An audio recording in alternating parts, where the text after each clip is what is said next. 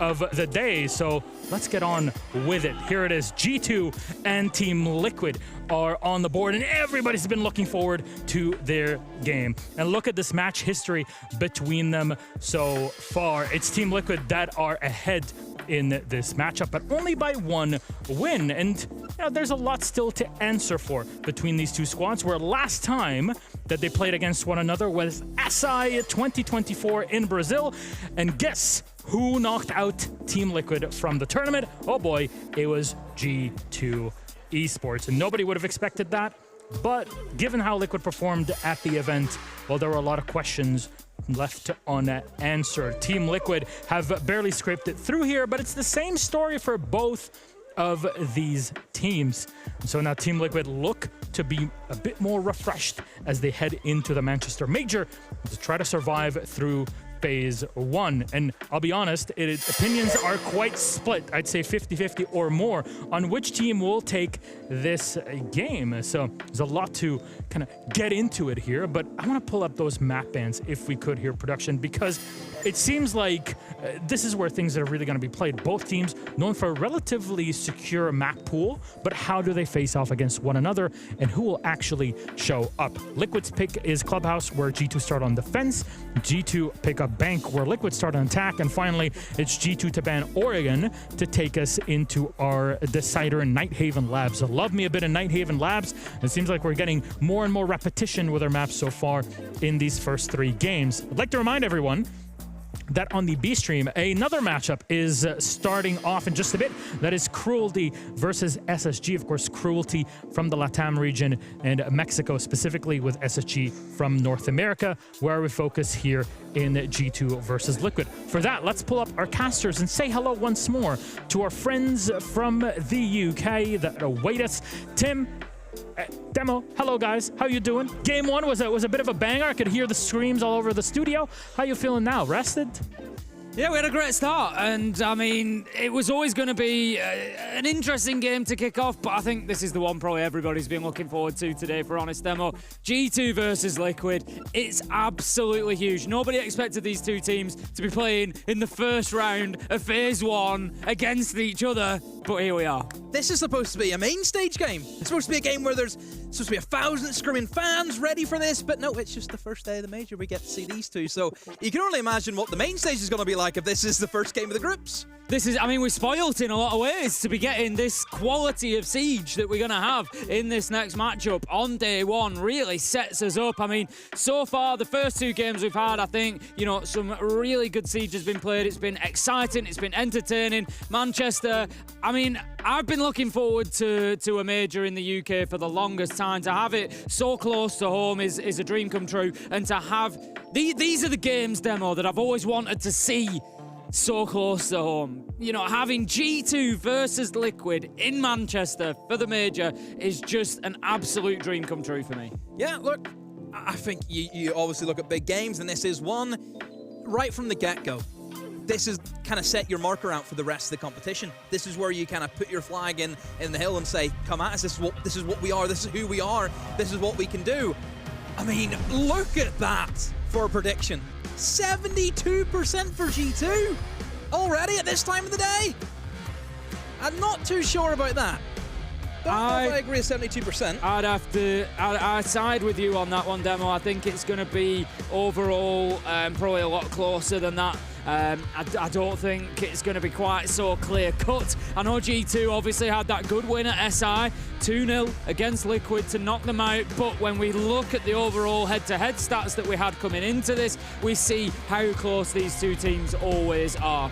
We've got our bans coming in. It's Grim. A little bit of an old-school ban now. Thatcher coming along. We don't get too many Thatcher bans, but Thatcher going to be taken out of things. Might just draw the Kaid ban potentially as well, given that we're on Clubhouse. If not, then those hatches are likely to stay closed, and some of the reinforcements might just be a bit easier to keep hold of. So, obviously, we'll have to talk about the map. Clubhouse. I mean, it's Clubhouse. Both these teams are very familiar with it. Both these teams are comfortable playing Clubhouse. We know that. The map pulls from both these sides. Well, they'll be as deep as any other side you'll probably find, don't you? Because they can just play every map in the pool. So, again, I think this is a game where you need your big players stepping up. I think that's what it'll come down to. whenever you always look at G2 versus Brazilians, obviously the fear factor is, will Alamal crumble under the pressure? Because it's happened to him in the past. But this is probably the only team where you would say that no, he hasn't, because he beat them SI. I think you go against FaZe, you go against Furia. I think it's a different story, especially against Furia. But surprisingly, Liquid's a matchup that seems to be Alamal's very comfortable with. And I think right from the get-go, that's something we have to look at and say, yeah, that goes in G2's favor, and we can't really use that narrative of, oh, Alamal's be terrified of zone region. So let's get things underway. We will kick off with Team Liquid's map pick. Clubhouse. It is their third preference map overall. It's one that they're going to be confident coming in on, but to be fair, you know, G2, we have seen some reasonable performances here. In recent history, they won win and 2 losses, so not ideal for them. But we know that they are, I mean, they're happy to play it. At this point, everybody should be happy to play Clubhouse. That's, you know, what we always say. If you want to go on and win a tournament, you ain't going to do it if you can't play on Clubhouse. So I do like the fact that G2 already from the get-go are just going to be full sending it with a very util heavy kind of lineup. You're bringing in the Capitao and you're bringing in the Monty. So immediately I'm thinking it's going to be your kitchen dirt with a little bit of blue influence. That's going to be your classic take here if you're G2. Monty, an operator that we didn't get to see be played in our last series here on A-Stream because it was banned out. But Monty at the moment, in my eyes, is just an S-tier operator. Just with the shield change that happened, the fact that he can go from passive information gaining, nothing can really stop him apart from, you know, the usual counters. So then all of a sudden unshielding and becoming almost a mini blitz, you just don't get the flash. It's it's unbelievable, Tim. Virtue then going to be trying to take space, looking to get on into Bar.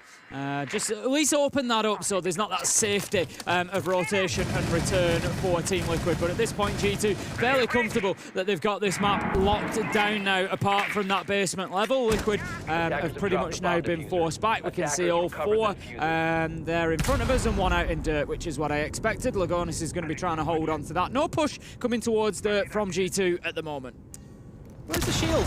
Where is he? Where is Alamau? He's the player that we need to try and watch out for, of course. At the moment, he's just doing the drone work. Again, I think wherever the Monty's going to be pushing from, that kind of lets us know what the idea is. And yeah, looks to be getting himself over towards dirt. So again, as expected, it's going to be this kind of classical take that you have. Capitao coming in from Uno. That's going to be your key to gaining control of blue. You just fire in the arrows in behind the generator. You can also clear away this kind of close position on the door as well in towards third box. So again, they shouldn't really have too many issues with clearing out some of these strong positions. What it comes down to is how good is the reactive factor that Liquid are going to have.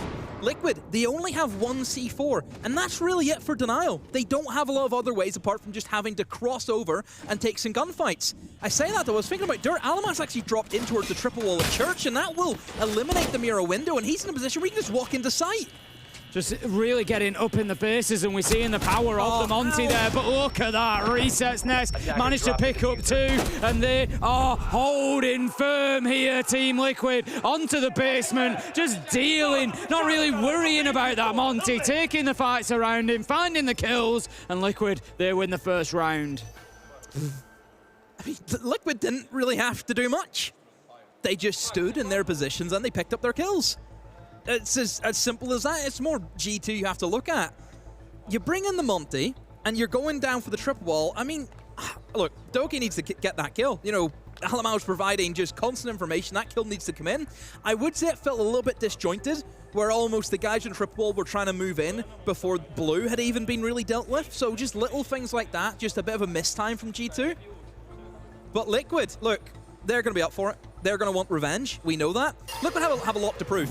At the start of the stage in Brazil, everyone was dancing in Liquid's grave. Everyone! Liquid's finished, Liquid's done, Liquid are through, that's it, they're done, they're never going to do anything. And they surprise everyone when they go and win the qualifiers. Liquid, obviously, you know, without major, like, all 5 players change it being this from with it as it stands at the minute, even with a change here and there, you can never write off Liquid. They are always a team. They're always a team who can turn up and get a result. That much is just a fact. You know, what would I like to see from Liquid? I've said it for a long time. Amongst other teams, there's no bias here, but I think like everybody, I'd love to see Liquid win an event at some point. I was going to say, are you going to lead up with I'd just love to see them win? I'd just love to see them win an event at some point. Just as a Siege fan, we can't ignore the fact that Nesk and Paolo are two of the greatest players to play this game. But that's not always how Siege is. A lot of the time, I look at it and I think, like Nesk and Paolo, I don't feel like they've had that opportunity to be those big gunners that we know they can be over the last 12, 18 months. I feel like their roles have changed a little bit, and maybe they just need to facilitate them a little bit more. I think the thing that Liquid have had issues with the past 2 years is that we always knew Liquid as the same 5 players. They were on the team together for a long time, and then they started adding roster changes. I remember whenever they brought in, Resets, for example, he came into the side, and he's still here today. And that was like a massive change, like the first change they had in like maybe 18 months. But I do feel as though certainly over the past year, just they've had more transfers than ever. Like ever before, they're bringing in people, Bobs was here, he's now gone. You're bringing in Maya now as well, who was part of that Team 1 roster we've seen out of Atlanta, so it's just, it definitely been a lot of change. A little bit of an issue for that. I think that's been the biggest issue with Liquid, is just changing players so much. We'll see if they can start finding some stability, but for the time being, they looked good in round 1, and they're going to be trying to hold on for round 2. G2 made a little bit of a mess of this breach here. Alamau is able to get inside, so gets the shield back extended, a little bit more safety for him, just pinging out locations. Needs more support than he had last time. As he said, the Monty is there to create space by pushing defenders back, and also as an intel operative to provide those locations, provide those comms to his teammates, and then he needs somebody challenging around him. This is good from Alamau. He's managed to get himself right on into Shower there, and that's going to make it tough. There is an opportunity for G2 to push into Jim. Is Alamau going to go for it? He knows the positioning, but no! Maya sits him down! Oh dear, you've lost the Monty, you've lost that operator. Just push in and clear away all those different angles, and another kill comes in favor of Liquid. Doki off the board. And G2 now, Tim, they've stalled out, they've burned the clutch. Maya 4-0 as well. Of course, the newest player on the roster coming in this year, and we've spoken about those changes. This one seems to be, could it be heading towards a match made in heaven? Maya with a fantastic start against G2 here, and just looks to continue. It's going to be Reset challenging out onto the breach for the time being. He knows the push is coming, but he can't win the fight. Palu, however, manages to pick up Virtue at the same time, gets himself a second, and that's what we want to see, Demo. When I said about Palu, Nesk, about facilitating them, about getting them involved, getting them big numbers on the board, Palu puts up a triple, and that will win you round after round after round if you're Team Liquid. In the history of competitive Siege, Palu has the most kills than anyone else. He does. So, naturally, whenever people think the Liquid, you always think of Nesk and Palu. I'm sure everyone remembers that duo. A lot of people grew up watching those two players, but look, I think after SI21, I just don't think it's been the same. It just hasn't hit the same as what it should be, especially during the last year. They got to the grand final in Copenhagen, and that was really all they did that year. That was it. It's not an often pointed out stat by me, and it's not relevant in any way, really, but of course Liquid have been to 2 grand finals of S-tier events. Yes. I have cast both of them. Yeah. They've lost both of them. So you're the issue. Who knows? Who knows at this point, Demo? Who knows? But yeah, twice. I've had the pleasure, the honour to cast those big games with Liquid in there in the final, and you're thinking, is this the one? But neither time. I mean, obviously SI21, for anybody who wasn't around for that one, that was it was a tough loss for Liquid. It went all the way into map 5. And NIP, that was in the days of starting with the map advantage. Yeah. So NIP did start 1 up. Liquid were able to fight it back all the way to map 5, and it was Old Consulate. It was Old Consulate, and it was down in the basement that they lost it. Palu was down, he was stuck in archives, and the pressure just came in that final round and closed him out. But it was a tough loss, and it's a team that's taken a lot of tough losses, and the resilience, the point that I'm making there is the resilience of these players, the resilience of this team is fantastic to still see them, grinding and turning up at majors and being that regular fixture. So they're looking good today so far. It's been a good start against G2 if we focus on the game at hand. They're 2 up. Maya's going big, Palu's just gone big. Plenty of action for Liquid fans to be excited about. Of course there is, and I think Liquid, you need to have a bit of hope and desire. And to be fair with Liquid, I don't think anyone's really expecting them to do much. I think the expectation for that side has lowered. And maybe that's a good thing. It might help them because there's no expectation for this side. I understand that they're a massive organization in terms of the gaming sphere. Massive org. And there is always going to be expectations whenever you're part of one of the best orgs in the world. Of course. You know, all the salaries you go into, all the perks you get for being part of Liquid. We're in a results-driven world. But in the context of Siege, where we're more focused on, we just exclude the orgs, we look at the players, and we say that the expectation for the players, no one's going to put them high on the list. They're not. Honestly, I think to a degree you could probably say the same about G2. I think there is, because both the teams very similar where they had a very bad stage for their standards. For their standards, I think Liquid probably worse of the two. I think G2 just about got into the top I mean, six. ultimately, yeah, because Liquid had to go into the open qualifiers. Yeah. Well, the in-between. They weren't quite in the last chance, but, you know, they had to fight their way back into the last chance qualifiers where G2 finished a couple of places higher and went straight into LCQ, and they didn't drop a map. And to be fair, they had a good run through LCQ. I think for G2's, like, the teams that they had to beat as well, wasn't as strong as what it could have been. Yeah. Like, I think what they beat Wild, they beat a T2 side, and then they beat Ents. I think overall, you look at both of these teams and you say, this is not the position either of them would expect to be in or want to be in. And I think not phase one, you know, they're phase 2 sides to us, because that's what they were. You know, G2 fair. always look. The story about G2, they seem to do very bad regionally, and then it comes to international play, and they do really well. Yeah. You know, they always come in the phase 2, and one thing I've noticed, phase 2 and SI, is that they swept whoever it was that they're against. Whenever they hit the main stage against the big games, then they bottle it.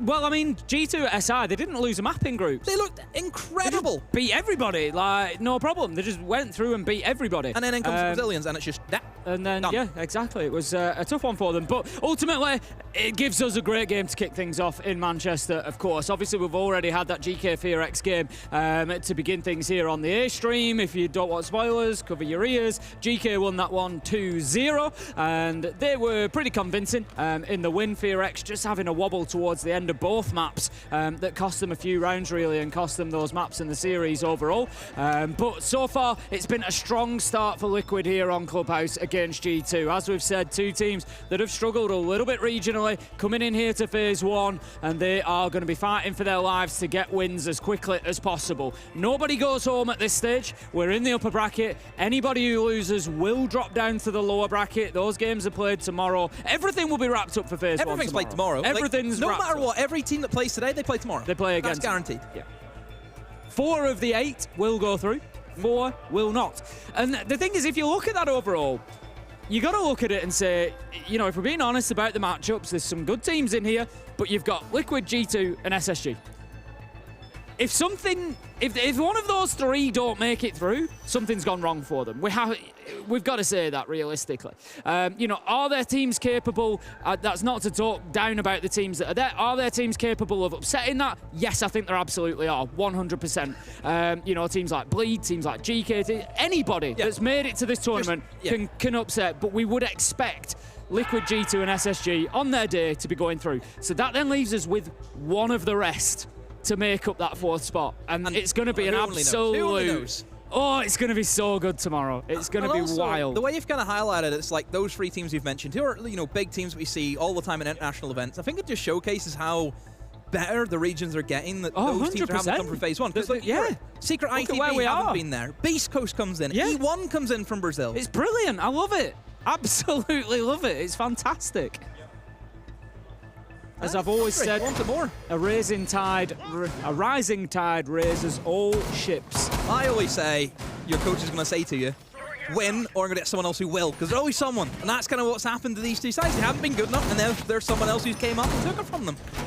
Here we go then. We're into round 3. Thank you for sticking with us through that short technical pause. We will get back into things now. We've got everybody locked and loaded, ready to go. It's going to be CCTV and Cash. Liquid so far have successfully defended Church and Arsenal. They have defended Gym and Bedroom, and they now head on to their 3rd choice site, CCTV and Cash, which, one way or another, whatever happens here, they will then likely head back down to Church and Arsenal for round 4. But I tell you what, a 3-0 sweep here for Liquid to kick things off on the defense is going to be a massive, massive start for them. Yeah, because then you do the full sweep, and then you have a chance to do it again, and then there's a 6-0 all of a sudden. So yeah, big round for G2.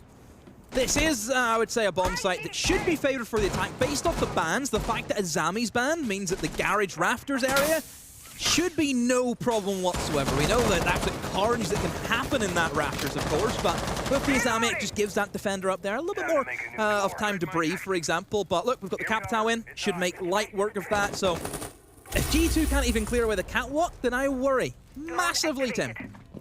Yeah, just a lot of attention being paid towards that mirror window at the minute, and just make sure, there you go, ace charges. What are you doing? That's a big problem. Alamau throws the first, doesn't recognise that the electricity is there before throwing the second, and that leaves G2 with a big problem now, and that big problem is a small breach. Got it open, which is, I suppose, better than not having it open, but like you mentioned, yeah, it's just, you'd want to have more of it open, and they've still got Virtue on the Thermite. Yeah. But it just removes a little bit of flexibility because you might want to open lower garage. It looks like they do have a line of sight from there. They've got the Maverick. Yeah. But they've also then, do you open a bit of construction side? They've now only got one exothermic to be able to do that. It just starts creating a few problems for you potentially. I think they'll be all right with it. But now, there we go. Exothermic going on lower garage is now going to leave construction not getting open. Well, I mean, a lot of Liquid have actually extended in towards construction, in towards bedrooms, so it probably wasn't an area they were going to get into anyway, even if they did open up that wall. But look, if you're bringing in the Capitao, you know you don't have an Azami to deal with. It will be garage. That should be your go-to. It should be so easy to take. Maya has challenged onto the breach, and he has been eliminated, so already Liquid giving away a kill. It really shouldn't happen. Another swing comes in, but Alamau luckily is at the door to stop that from happening. Uno did get down in the process, but as long as they can cover, it should be fine. Never mind what has happened to G2. Lagonis almost appears and picks up not only the player going for the revive, but also the player down. Never mind, Resets gets anyway a triple kill for Resets. Where has that came from? I was just wondering if Liquid were being a little bit too aggressive this round. Maya peeking the breach, Ness got onto catwalk stairs, both losing their lives, but then it was third time lucky. Resets pushes the aggression, and G2 at that point must have been thinking, surely nobody else is gonna push us, but yes they are. Resets is gonna, and he's gonna find kill after kill after kill. This is a huge start from Liquid. We've had a multi-kill from Palu in the last round. We've had it from Resets in this round. We've had Maya going big so far. They are all contributing, and that makes Liquid look super scary. I cannot overvalue how much the mental warfare for a game like this is. G2 are a side that we know can lose the head in an instant. We can see it. I'll know straight away by looking at the players if it's gone, because I've seen it time and time and time and time again. I don't see it yet, but it's getting close to that, because already losing 3 rounds in a row, especially a round where you've just died from them swinging gunfights and you're losing them, you're thinking, what are we doing? There's a massive issue. Liquid, they know if they can just keep piling on the G2, they don't even have to really try, because G2 just beat themselves at that stage. Liquid are going in with the game plan is, we are going to take everything we can from them. We're not going to give them a single round. We are winning everything, a full sweep. Attackers are moving out. Liquid look really good at the minute. They do, and they've got the confidence. I think compared to, you know, if you compare this to, say, match 1, 2, or 3 of stage 1 for Liquid, and you compare that team to the one that we're seeing here, there's a considerable difference between the two. They look confident, they're playing with aggression, they're taking gunfights, they're winning gunfights. It's like that Spider-Man one meme where he after puts another. the glasses. It's like, is that the, no, it can't be the same team. Can't be the same team, surely. Liquid look absolutely fantastic. G2, maybe just looking to try and move a little bit quicker here. Going to open up that window with the Gun 6. Virtue's got the angle to try and hold on to blue stairs, make sure nobody pushes up or see if he can catch anybody out. But Nesk does get drawn out on the top of catwalk. The question is, G2, what are you going to do about it? You're going to have to go in there and try and take Nesk out. They've got to find that kill. They can't just leave him out there. But at the minute, the push is coming from elsewhere. Yeah, it's a scary push, I think, for G2 to go for, considering that there is this roam game, of course, and quite a heavy one at that. Reloading. You're dealing with a fair few roamers up and around, 3 of them in towards the top floor, 1 rafters, 1 inside of cash, and also 1 inside of construction.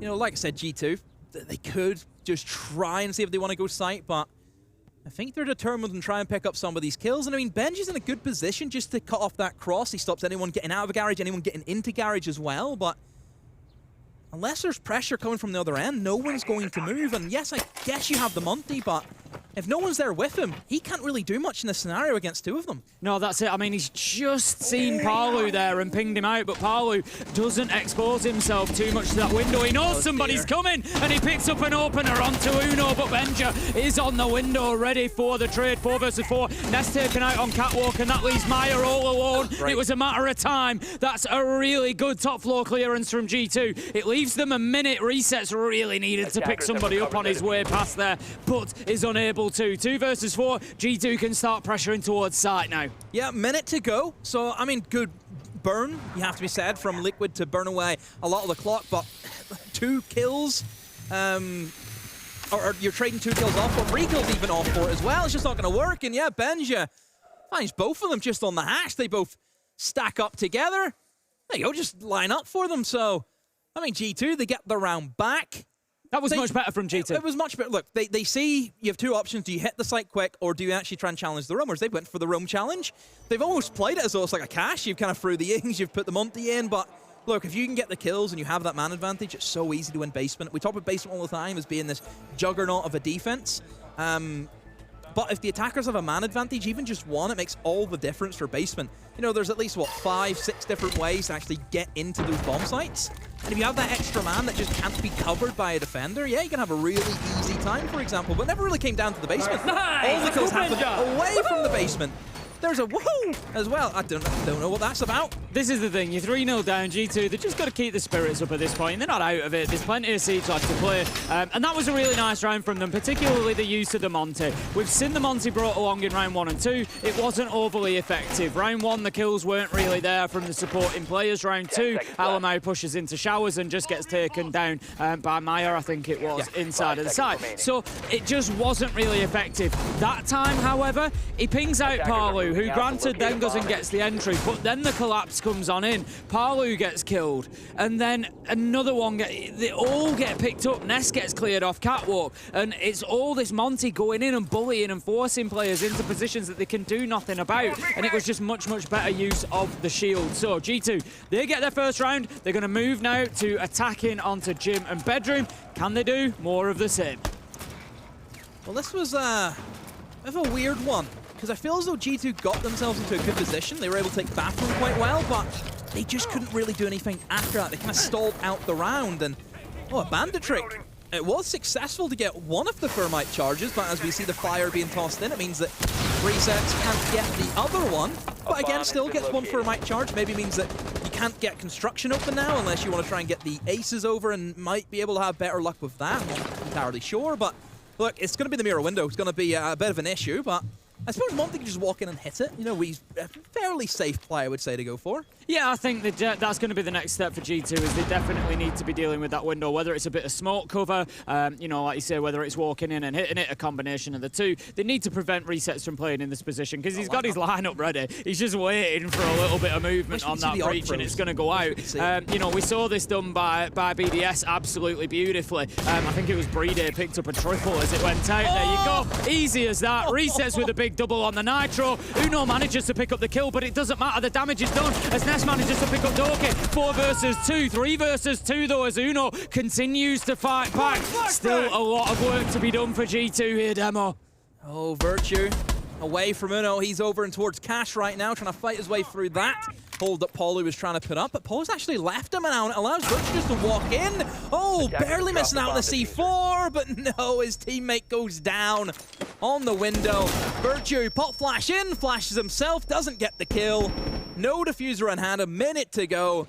It's going to be very difficult for him. All Liquid need to do is fall back, play off the Valkyrie cameras that they have. Should be no issues for a veteran team like Liquid. Yeah, I mean, Liquid have got so much experience, like you say. They know exactly how to win this situation. They're not going to overpeak this. There you go. Palu holding a power position from underneath, manages to pick up the kill through those floorboards, and that's going to be Liquid taking another round. 4-1 on the defense now. What a start for the Brazilian team. Big C4.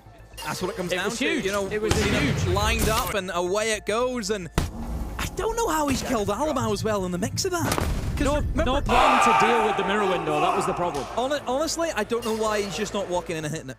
Because there's nothing that's going to actually stop you in that position. No one from main stairs can kill you because someone else can just hold you. If you move quick enough, the Nitro can't get to you. It takes 1 second to walk in and punch it. Yeah. You'll be so safe. You will be fine. Maybe fearing that somebody could be from gym, stick a guy in the window. There's so many different ways you can deal with that. Great play from Resets up. We've got to say, absolutely beautiful Nitro over the top. I was saying just at the same time we saw it from BDS in stage 1. It was Breedy, I think, actually hit a triple. He went one better.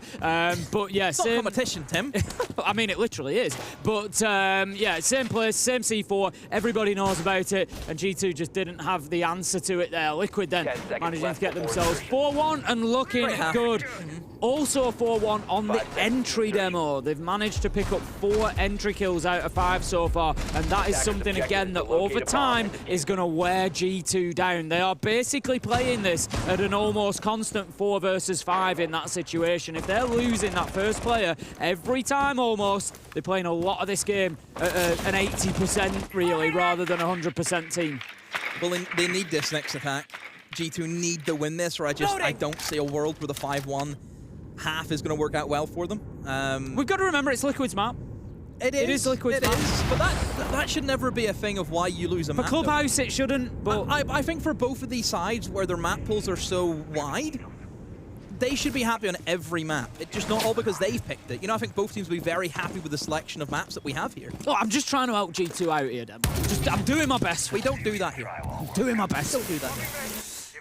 Here we go then. G2 have taken good control here quite quickly. They're going to start getting those hatches open. They're attacking onto Church and Arsenal. Liquid deciding to go down there, try again. They've not committed to the roam game this time like they did last time, Demo. Wise decision. Wise decision. I think G2 went through that like a hot knife through butter, to be honest. So, yeah, I think it's a good choice to just get back to what worked last time, turtle up downstairs, and just try and create as many problems on the way as you can for G2. The only issue I would have with G2 is maybe they don't have, you know, the kind of impact operators like the Cap Tower Ying to help them with the blue take, and blue, in my opinion, is the position you need to control from both a defender and attacker perspective. It just opens up both sides massively. So I think trying to get in towards blue as an attacker is going to be quite difficult without the use of the Captain or the Ying. But it's like we've often said, this is about attacking from multiple angles. Yep. If you attack Church and Arsenal from just main stairs, or just dirt tunnel, or just blue, all that happens is all the defenders just line their guns up in one direction. What you need is them spinning on their heels. You need them to feel pressure from blue, pressure from dirt, pressure from main stairs, all at the same time. That's how you break this site down, or at least 2 out of the 3. And that's what G2 need to consider over the next minute. I mean, Triple Wall looks pretty free to get opened up here. You know, no Bandit at the moment. It's currently Bandit tricking it. I mean, I don't know if they've even... No, they haven't even actually managed to get any of the Bandits off. Oh, never mind. The middle one was left open, and that will allow them to get in there. But oh, what a swing from Resets. Eliminates Alama, but Doki walks down highway and finds 2. Maya close in the wall has found another. And G2 are crumbling at the seams here, Tim. They didn't clear Nesk out of blue, and they've paid the price for it as he picks up an important kill. Uno, he's going to drop that smoke. It's a little bit of a bait, I think. Just try and pull these Liquid players in, but they're not going to be caught out by that. Nesk has a little peek around the blue door, picks up his final man. A double from blue, and a lack of control in that area from G2 has cost them the round. Liquid, 5-1. All about blue.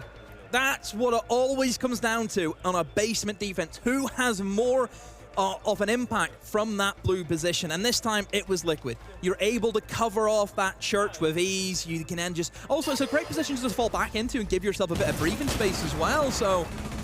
Yeah, I just think Nesk all comes down to him. He wins that engagement. Like, even, for example, they've gotten into Generator, but he fell back into Oil Pit to give himself more of a breathing space, and then he can go for the retake. You know, I thought that was beautifully played by Nesk. I think another important factor here today is a few of the gunfights that Nesk and Palu have won. They feel really sharp. They're hitting snappy shots, and we're seeing them pick up kills pretty easily at times. And that's always a dangerous thing if you're anybody else thinking about playing Liquid. You know, as I've said, we've had tournaments where they maybe haven't had as much impact as they always have done historically. And don't get me wrong, I know I'm not fit to clean Nesk and Palu's mouse, let alone talk about, you know, their ability to get... They are absolutely phenomenal players. But their impact... At the stage, I wouldn't have said that. I would say maybe they would clean your mouse, but... Who knows? You know, but realistically, their impact, I think, has been a little bit lower over the last year or so, then maybe we've seen it in the past. Getting old, Tim. If they turn up and are hitting shots and are looking crisp and sharp like they are and feeling their game, boy oh boy, the Liquid become a mouth-watering prospect. We have to talk about G2. Losing 5 attacks on Clubhouse should not be happening. I think a lot of the rounds came down to mistiming, which, again, for a side like G2, where they have been together for a good period of time now, what must be just over 6 months since we've seen Uno get involved with the side, maybe even longer than that as well. It would have been what, August he came in? So it's been a good period of time this team has been together, and to see them still have issues with something we would call, oh, that happens during the first 3 months, it is a bit of a worry. G2, they've now kicked things off with a roam game, and Benja, good night resets. Finds him for the stock wall. He was in towards full table, just having a quick game. Oh my word, Benja. Big start from G2, 4 versus 3. They've got the advantage now and can just start leaning into that time. The big one is the Ying going. If you've got a Ying on side, that's going to be a large part of what your final execute is planned around. It's going to be getting those Candelas in, creating space and going in for a plant. That now not being possible for Liquid means that they've got to pivot here, they've got to change, they've got to adapt, they've got to come up with something else. Maya, does he know that Doki's no? He gets away. Doki had an opportunity potentially there to take the challenge, but I think it was smart to back out. Maya doesn't move quickly enough, and that allows Doki back to side. It does, and he can fall back to the safety of the mirror window, who always, the mirror window is going to be a big part of many of the defense for the basement anyway. Especially for that triple wall. You've been able just to lock down the main stairs area is massive. Another thing I like about the mirror window as well is it gives you just a little bit of information, and sometimes we see teams actually retake knowing that no one's on main stairs. They just walk up the main stairs and kill players inside a kitchen, for example. Speaking of the mirror window, it has been Ash. That's the power that the Ash gets, of course, where it will drill in to the mirror. So if you're having issues with, of course, the mirror in your games, just bring an Ash. It's as easy as that. Or a Kali, but I would probably recommend the Ash over the Kali. Tends to do a more consistent job, I would say. The Kali, the gadget's just a little bit bigger when it hits. It can be shot out. The gun's not great either, but just in terms of dealing with that mirror window, the Kali, it can just be shot out a little bit easier. It's just a bit easier to deal with in general. But as we stand, Palu manages to find a kill onto Doki. 3 versus 3, 8 seconds. It's going to be a bloodbath, and here comes Benja. Picks up one, can't find another. The kills are coming in, and they're going to Maya and Lagonis. Maya, he's going to have to stick this plant. The clock is ticking down. It's down to 0. There's nothing left. Out goes the Nitro from Uno. It misses its mark, and now Liquid have got a major advantage. Demo Uno, he takes a spray through the wall. Not going to find his man. Going to be full white flashed. It just wastes another 5 seconds. Liquid, they're just playing for time. Uno, the 1v2. See if he can win the first defense, but no, gets caught out by Maya. Swinging around the third box, repositions extremely well to take out Uno. How Liquid win that is beyond me. I could probably take a punt. G2, what was Virtue doing just underneath the hatch? Benj is deep in armor, which was a good position considering there was no vertical presence whatsoever from Liquid. Benj is in a fine position, he gets his kill. But why is Virtue just, like, prone in the middle of the bomb site? We'll probably see here in the replay where exactly he was. Doesn't look as though we do, but yeah, he's just underneath the hatch, and I'm like, but Benja has the hatch covered, so why would he not be on A case, for example? Isn't that the position he should be in? Really should be, ultimately.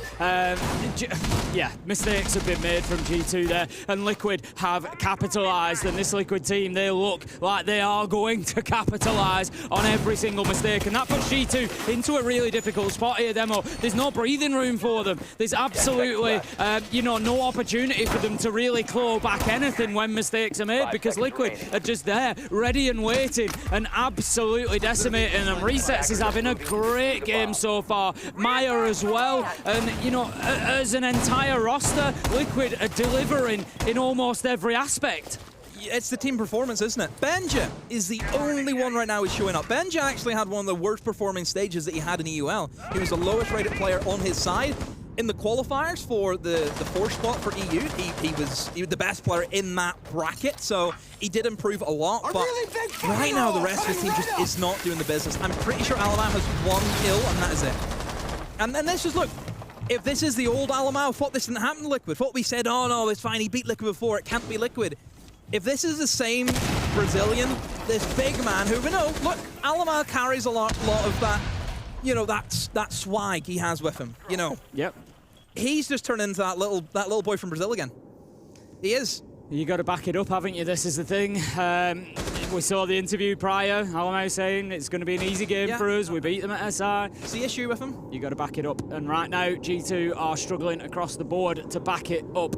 They now find themselves 6-1 down and facing 5 consecutive map points on a Clubhouse opener against Team Liquid that look like they are just rolling back the years, Demo. You know, we've seen struggled performances in stage 1.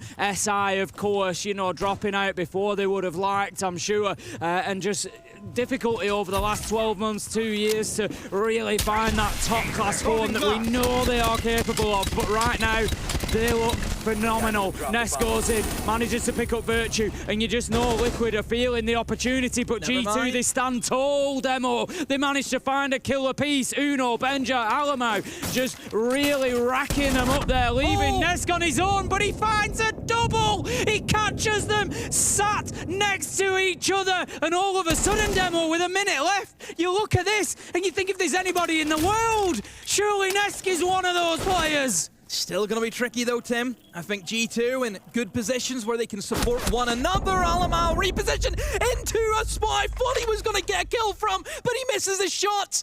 And now Nesk with 5 HP for the ace, for the clutch, for the map win. Benja, can he do it? Can Benja stop him?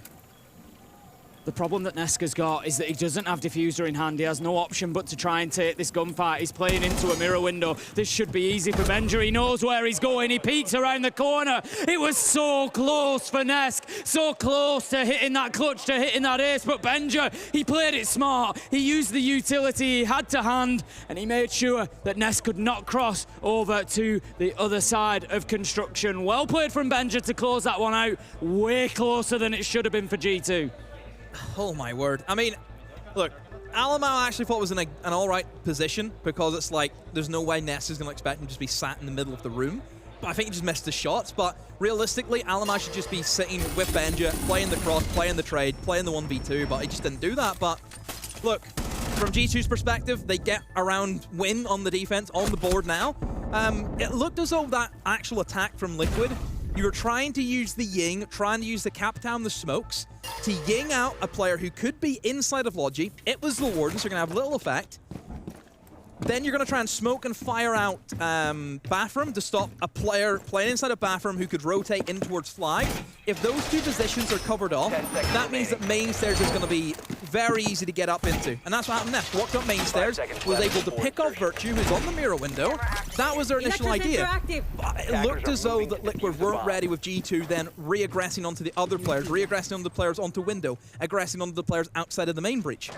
I really thought for a second that Nesk was going to give us another one of those magical moments of which we have had so many from him. But G2, they hold on. It's 2-6 and the fight back begins. They can only look at this as being 1 round at a time at the minute. They can't even think ahead towards any potential of overtime or anything else. They just need to think about round 9 and how they get the 3rd on the board for themselves. It's as simple as that. Heading into it then, Liquid stacking up towards that jacuzzi wall for the time being. Resets is going to get that opened up, and that's going to start things for Liquid here, looking for that top floor clearance and control. They'll take their time with it, of course. Just make sure that they don't give away any bodies whatsoever. We mentioned before with Basement, the more people you can have alive on the attack, the more options it gives you, the more avenues of the approach that you can have to attack the defender. So yeah, keeping bodies alive is the #1 thing they need to do. I mean, to be fair, they were able to actually win the round even at a man deficit. So Maybe Liquid don't play by the rules. Maybe not. Maybe they don't.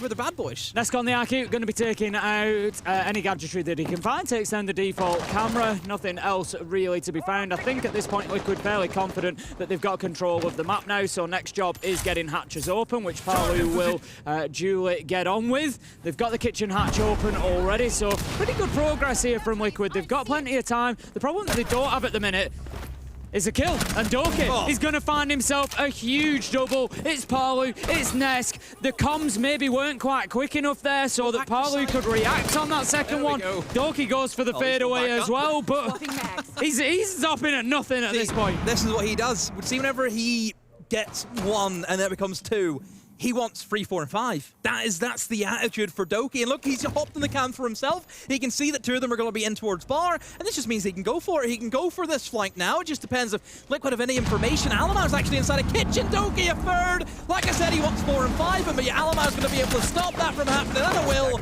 I mean, the drone work there from Liquid was shoddy. How is he allowed to be in kitchen for that long? I don't think Liquid knew where they were killed from a single time then. You know, we saw at least 3 kind of just run into kills from G2, but really well played from G2. Doki, Alamau just keeping themselves off the radar and taking advantage. Yes, we can always say when there's a mistake, but often, or 99% of the time, when there's a mistake, the other team have to capitalise on it. If G2 aren't in those positions, if G2 don't recognise that they haven't been droned and keep themselves locked in, ready for the fight, then those kills don't happen. So it does come down to G2 winning in those situations as well. 3-6 now as G2 continue to try and slowly claw this back. The question comes now. Third choice site demo is going to be CCTV and Cash. This is the one that Liquid have got to look towards realistically as being possible for the win. I'm looking at the lineup that they're going to be bringing potentially here. They need to be bringing that hard breach. They need to be making sure that they can get that main wall open, get catwalk control. Don't overcomplicate this attack. If you get catwalk, you get garage, and you get the main breach, you should be able to plant. Should, I think is the key word there, Tim. Should be able to plant. Well, like we said, same about G2, and they end up losing it. So there is that you have to look into. But, I mean, they brought in the clash from the defense. I mean, this was probably going to be your kind of thought process of, okay, we don't have the Izami. What else can we bring in that will help us defend Catwalk? Clash is probably going to be, you know, your person to do that with. And I think Clash will be able to give information as well, because one thing that Clash can do on the catwalk that no other operator can do, and that is actually peek the breach back down and see how many people are out there. Plenty of intel coming in from Liquid this time. I don't think they want to suffer the same fate that they did last time out, running into players with no idea that they are there. However, have they picked up on Benja's location? As I've said before, it would be unforgivable of Liquid to be running into positions and dying to players that they don't know are there after they were hurt so badly by it last time. Speaking about Benja, look at the operator selection. Thunderbird, we don't see Thunderbird really, ever. And one thing they've done with the Thunderbird, if they have stacked up all 3 of them in towards catwalk. If you're a Clash and you're wanting to play that catwalk position, initially I would say that probably you will say, oh, what happens if they have a Capital? Don't worry, we'll just place a bunch of health kits, so if the fire comes in, he can stem himself back up, so the fire's not going to affect him. This is it. You often see it with Doc, is the usual one, and Doc will just stim himself through the fire. But yeah, that's it. It's a little bit of a different situation. This gives G2 a little bit more flexibility. We can see Uno moving around there, looking to get up to the window. They're trying to recognise where the push is coming from, and from Liquid's side, it's all coming in towards construction. With that clash, they don't want to play into garage. They don't want to play towards taking catwalk. But the question is, can they then create a situation where they've got an opportunity for a plant here? It's going to be very difficult. Clash is actually a lot better with defending the construction side of things, because it's just one way she has to look, whereas Catwalk, it could be a lot of different angles you have to worry about. So I think this is actually really good for G2. Liquid almost, I would say, have made the wrong choice. I think they should have went Catwalk. I think they should have challenged in towards that clash. They will have an easier time with it, but just look at the long angles, you know, that G2 can set up as well. And they have a Maestro who can even be used some form of denial. You know, that laser it does start to stack up a lot of the time. Doki's been able to get a bandit trick, and that should just kill it. That should kill the round dead, Tim. 30 seconds left. That is absolutely huge from Doki. You see him just scurrying to get there in time.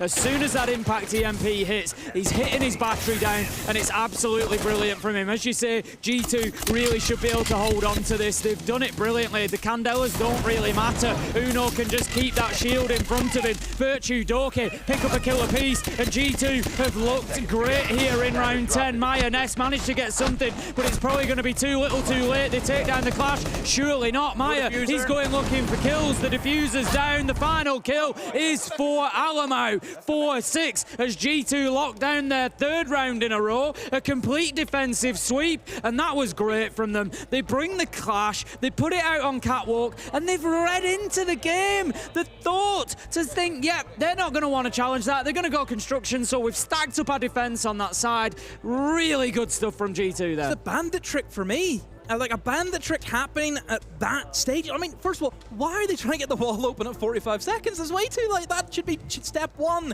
Same way we mentioned about Chalet in our last series. Well, it's just showing indecision. I think it's just showing indecision there. It's the plan wasn't really to open that. It was, let's get to construction. Yeah, we'll work from that.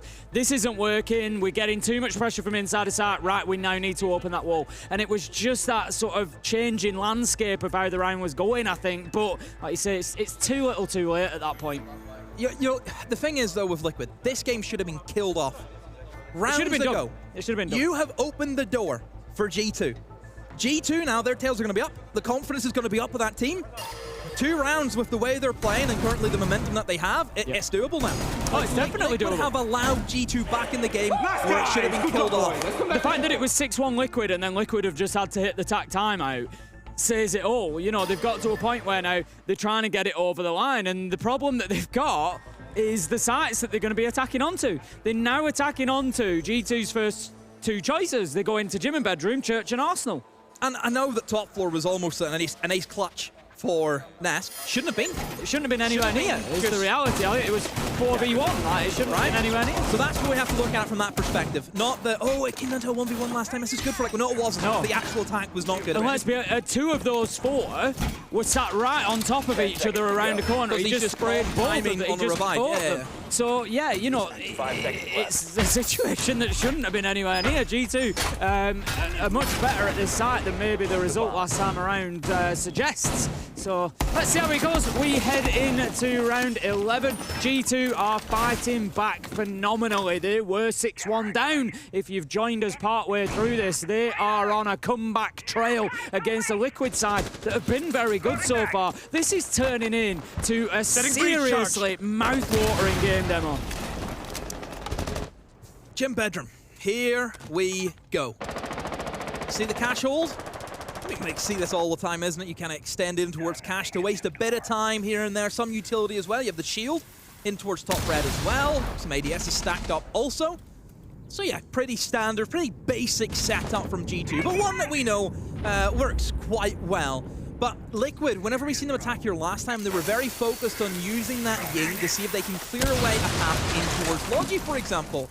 Which, whenever you're usually against the Warden inside Logi, it doesn't work out that well, but it does create some form of distraction. I mean, main stairs was a bit of a weak point for G2, but they weren't really holding. So maybe that's why they're bringing in Ella, for example. Alamo just can't quite catch the sleeve of Nest there to know that he's on the rappel. He must have seen him though. Manages to pick up the kill. Whether Nest moved or not, I'm not sure, but that was the opener. Resets manages to pick up Benja in a trade, but once again, G2 have got themselves a good advantage in the early round. 4 versus 3. Nesk and Maya off the board, and it's the Ying gone again demo. We've seen that utility loss in the early round too many times to Liquid. It was a pre-place from Benja. He set it underneath the breach, and all he has to do is wait for Uno to say, one's in, boom, boom, boom, and that gets you a free kill. So great little bit of synergy there from Uno and from Benja. Uno, though, did get thrown down, and they know exactly where he is, and one player is going to be downstairs below him right now, but Uno isn't moving his feet. He's just trying to stay alive. That's all he can do. He gets 1 kill. Oh, misses out on a second and a third, but still,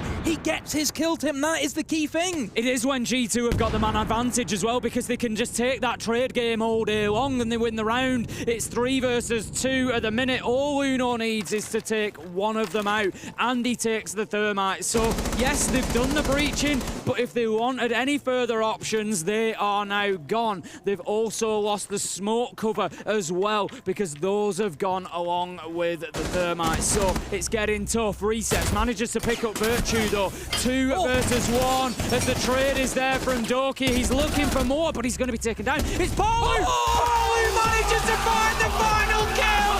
It's a 1v2 clutch from Palu to win this out and take map 1 over the line for Team Liquid. How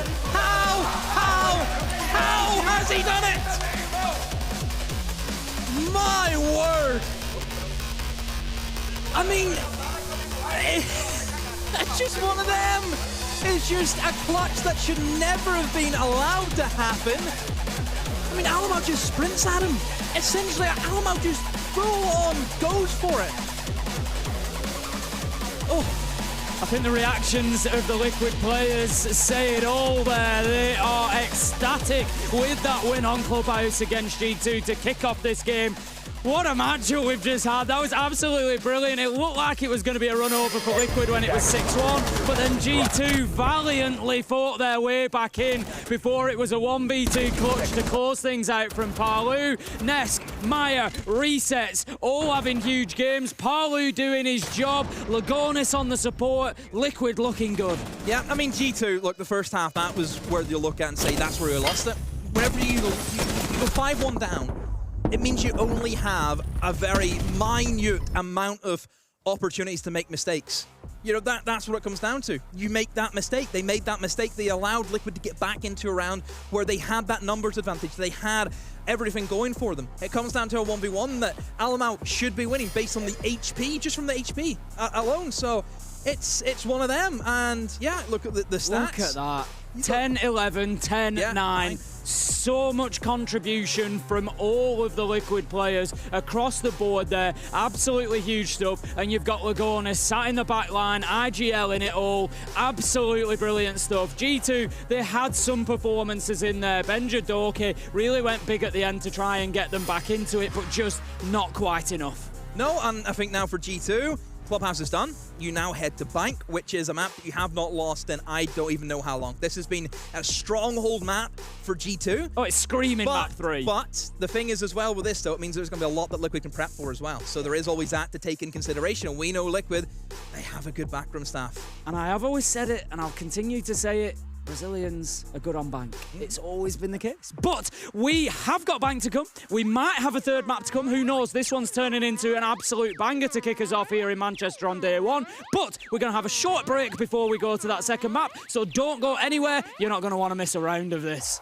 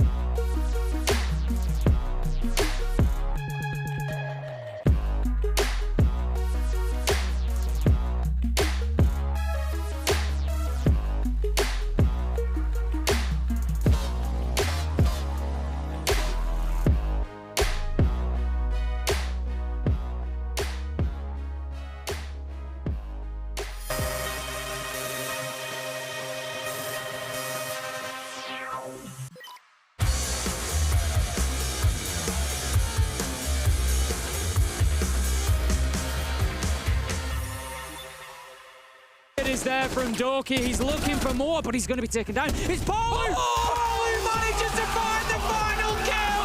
It's a 1v2 clutch from Palu to win this out and take map 1 over the line for Team Liquid.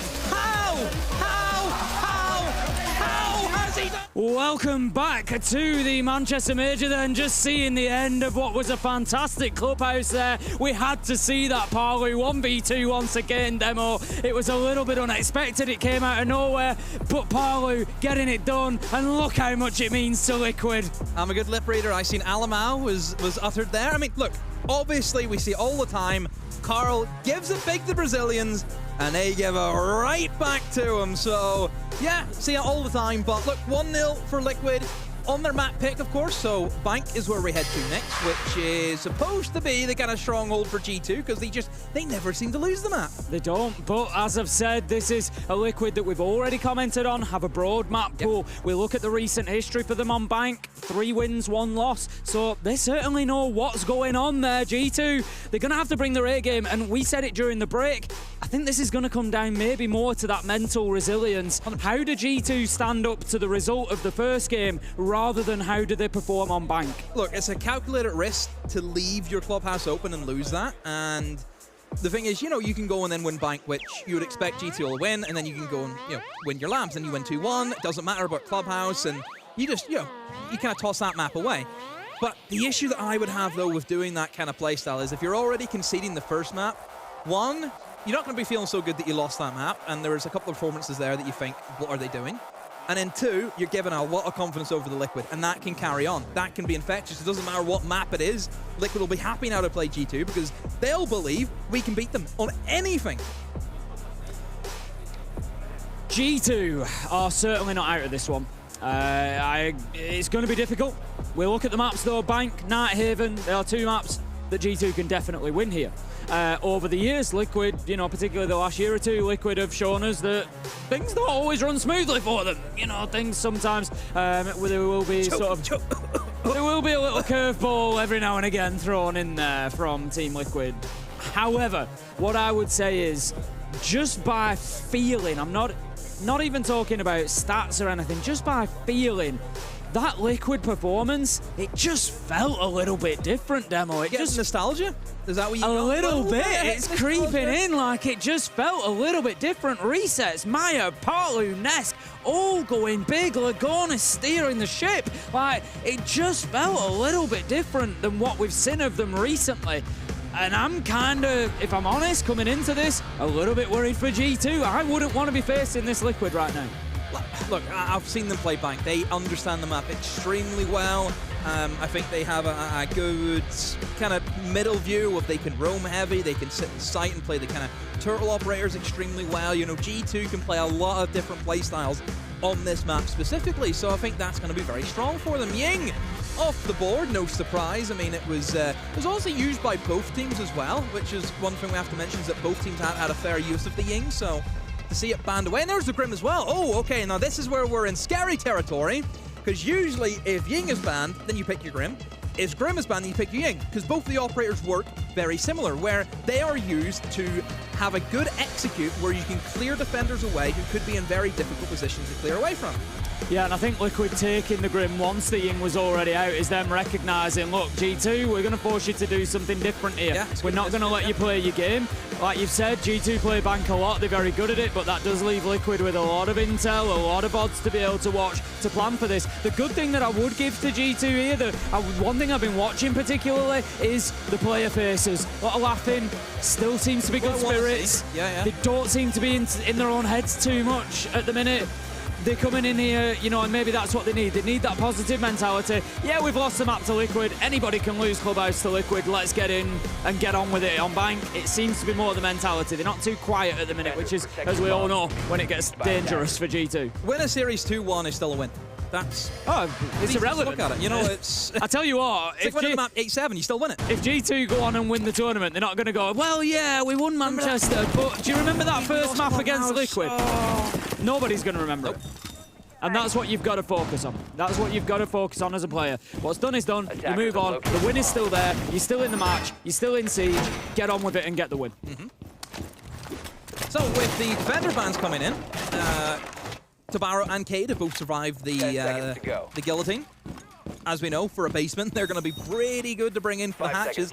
Only just the Cade being brought in, so you would hope that a Thatcher can just make quick work of that with ease. And yeah, they've got the Thatcher locked in. They also have the banner, so open up hatches should be no issues whatsoever for a side you would expect, like Liquid.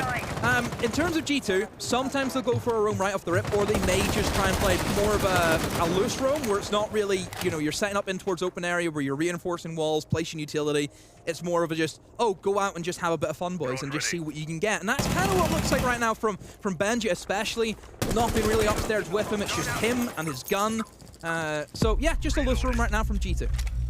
I like that Preventure, straight onto the drone, doesn't want to be seen before he shoots it out, doesn't want to give his position away. Maya does manage to pick up Doki with a nade. That's quite a rare kill since those nade changes. I don't know. It very well could be. The nade changes, of course, for anybody who doesn't know, rather than being able to cook the nade, you can't cook it anymore. It just detonates 2 seconds after it impacts a surface.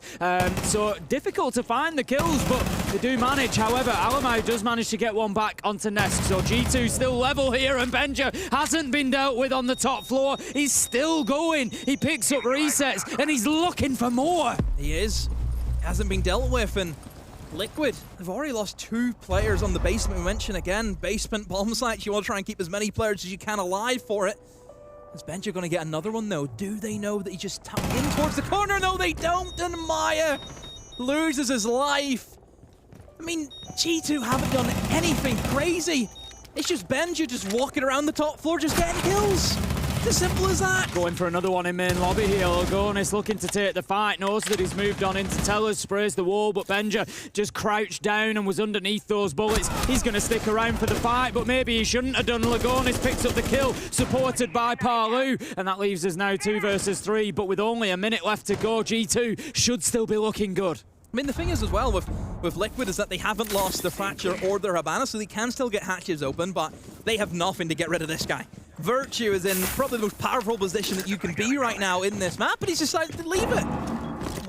I'm a little bit surprised. I don't know if he knew that it was the Thatcher coming up against him. I don't think he did. I think the call has just been, look, there's 40 seconds, get back to site if you can, we'll play it from there. Well, yeah. Smart use with the Thatcher coming in, drop the EMP, it prevents Virtue's glasses working. We've seen that utilised quite a few times, so a smart play from Parlu just forces Virtue back one way or another, whatever it was, whatever the reasoning. But with 25 seconds left to go, honestly, I think it was the better move for G2. They're now in a position where it's very difficult. Virtue gets his kill.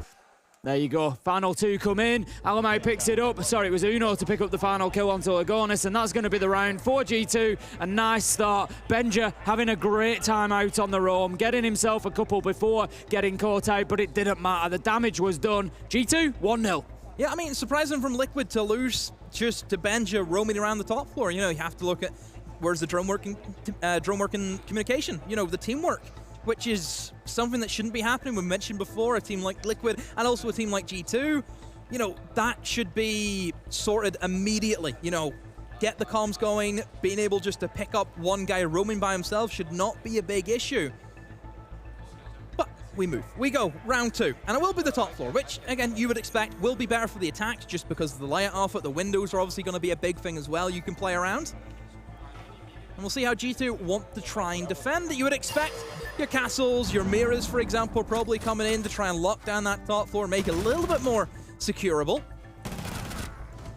I've just seen the final kills come in, and as you say, going to be the top floor.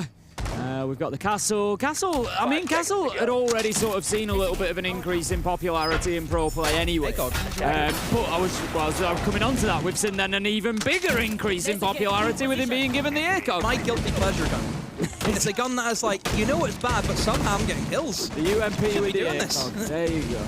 But yeah, definitely an increase in popularity. Of course, you know, in your ranked games with the castles, you've got to be a little bit more careful. We're seeing them brought along a lot because of the ACOG. But you've got to think, you don't want to be hindering your team. It's always got to be helping. So watching the pro games, of course, can be really helpful. Have a look at where do they play those castle barricades? What are they using them for? And generally, it's to create space, to create safety, so that they can hold on to key and power positions, you know, rather than stopping an attacking rotate, for example. This is where I can help you, Tim. I can then tell you exactly why they're using 4 castle barricades across the 4 front desk ones.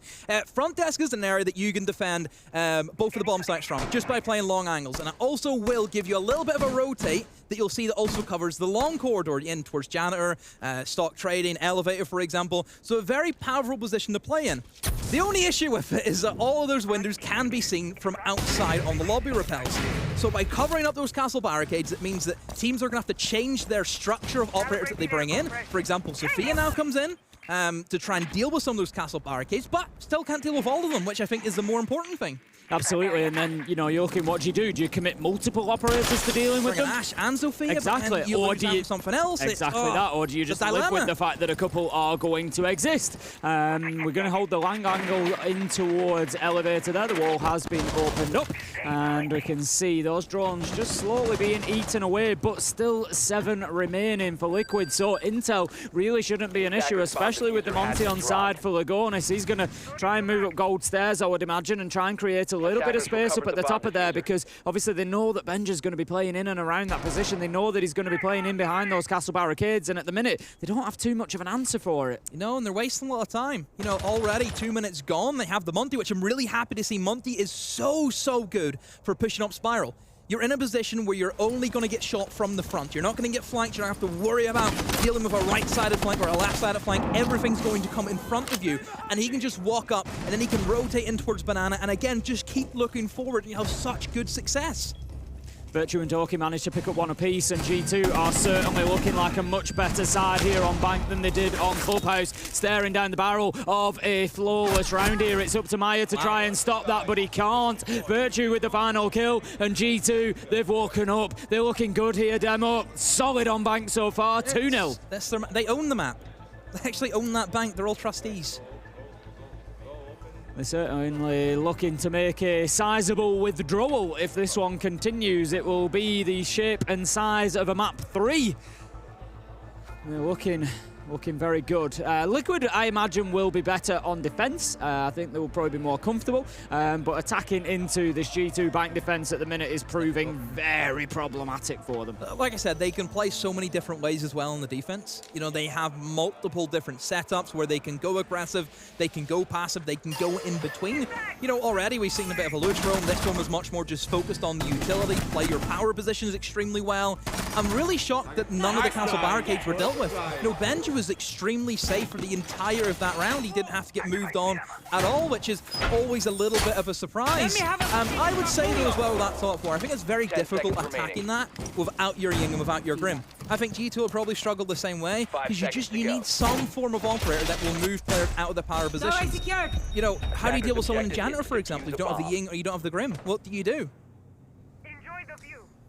Well, let's see what they can do in round 3 then, Liquid. They brought on the Deimos this time. Resets is going to be bringing our newest operator. Of course, can track any players that have been recognized. So have to have been scanned or picked up by a utility. However it is, your icon, your operator icon has to be appearing. As soon as that's the case, then Deimos is able to use those scans. It will reveal the location of that operator for him, but will also give his location away to them. Just a little bit less frequent and a little bit less precisely, but still, it does work both ways. Double-edged sword. It is. Works for you, works against you. But look, I think working for you is probably the better option.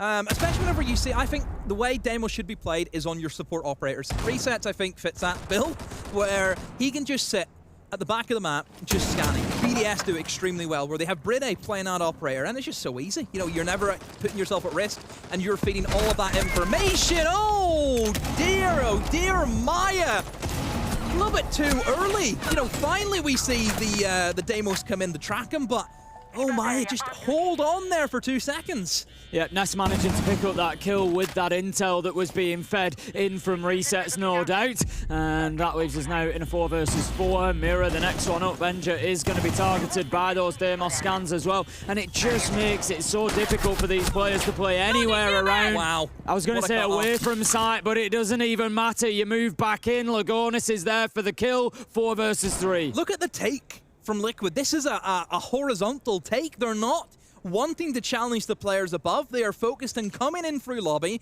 trying to take control of archives and tellers, and right now it's working for them. G2, you know, where did they go from here? Uno has been able to get it down because he himself has also been tracked, but again, just all of this pressure sweeping in now. They've actually gotten lobby, and they've been able to move upstairs via that location. So, yeah, a lot of issues that they're causing just with this initial attack where they've wanted to try and stay away from the roamers. Make G2 come to you!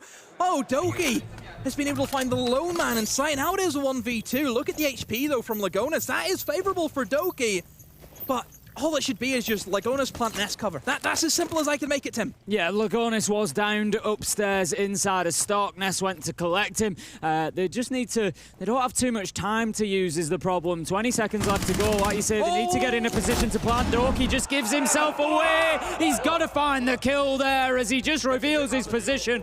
Can't find Ness, who hits him on the 180. Closes out the round. 2-1. I think that's pretty much as we might have expected for the starter bank. Oh, don't shoot at Nesk if you don't think you can kill him, because he will come back at you. If you're going to take a swing at the king, you better make sure that you hit him. Honestly, I think just Doki holds that, lets him walk into sight. Maybe could have got both of them. Because initially if Nesk walks in the kitchen, he'll be thinking, oh, kitchen's free, quick, come to me, you can plant in the kitchen. And then Doki's behind them, gets both of them. Just one of them. But look, Liquid, again, I like the take. I like using the demos to sweep away those roamers. You didn't really want to touch the guys above. By you taking those positions in tellers and archives, getting those kills, G2 will have to react. Those players who were holding above in safe positions will then have to walk into the mess that is archives and tellers, just taking the defenders away from the positions they want to play. And I like that a lot from Liquid. Yeah, it was much better attack from them, just using the space that they had, using the utility particularly to get the job done there, and just basically removing G2's strength. You know, the strength has been that roam game, the strength has been that unpredictability, finding a couple of kills out in the map, and of course it will be. It's Bank, it's a huge map, you can use that space, and G2 have taken advantage of that, but Liquid able to just take that away a little bit that time. And I'm sure that they'll learn from that, and that's something that they need to try and replicate here in round 4 as we're going to go around the merry-go-round again. G2 will kick things off down in the basement. It's going to be their second defensive rotation. It is, and it's going to be, again, another different hold as well coming in from G2. This time, it's not the loose roam where it's just players having a bit of freedom doing what they want. It will be their actual off-site hold, using the castle barricades, for example, as, you know, just setting things up, and then hopefully you're going to be able to hold them extremely well. That will be, of course, in towards the open area where they reinforce the open area hatches above, and they will then also leave some of the site hatches soft so they can retreat and have a good exit if needed as well. That hatch that is being shown right there. So, yeah, again, seen it before from G2. It's just going to waste a lot of time, a lot of utility. And I would hope, if I know what G2 are going to do, you would expect the people who then get paid to know what G2 are going to do, the analyst team for Liquid, they should have no issues with this. No, I'm sure they're going to be well aware. Palu going to be on the drones, just setting up the marble staircase, making sure that's all clear, checking elevators, and again, good attention to detail here. Liquid, of course, were hit hard on Clubhouse once or twice from players that had not been drones, so just making sure that's not going to be the case. And to be honest, the intel game is maybe something G2 could look to improve on. There's still 6 drones left alive here, halfway through the round. If they could take a few more of those away, it could have a big impact on Liquid. Another thing I want to pinpoint is that castle barricade that is on the bottom floor, that double door looking in towards red. Very strong castle barricade if you know that it's there and you can work around that. What that will do is it will stop the utility dump that we like to talk about that goes down in towards red corridor. Red corridor is where all your C4s, your smokes, all those kind of operators, they're going to be playing in that position. If you block it off, then they're safe. That means they can deny the plant with very little issue.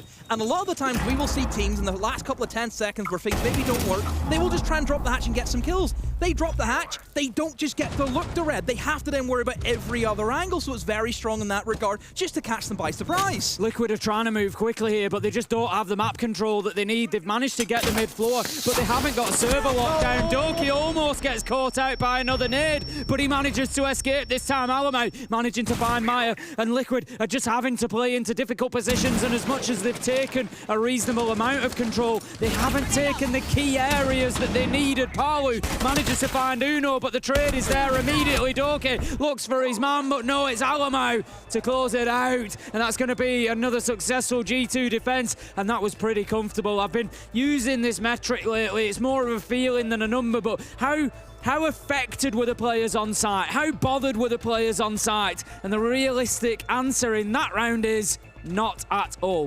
For all the good work that Liquid did, at no point were any of the players inside a site for G2 ever really troubled. No. I mean, to be fair, there's a moment there I was worried about Doki. It looked as though he trapped himself in as a nade landed at his feet. It was that was some real siege timing, was that one? One of them, but look, he was safe enough in server. He had the Great Wall of Server, we'll call it, I suppose, where he's just blocked an entirety one side of the server. He just sat behind it. But like I said, G2, they know this map. They know how to work it really, really well.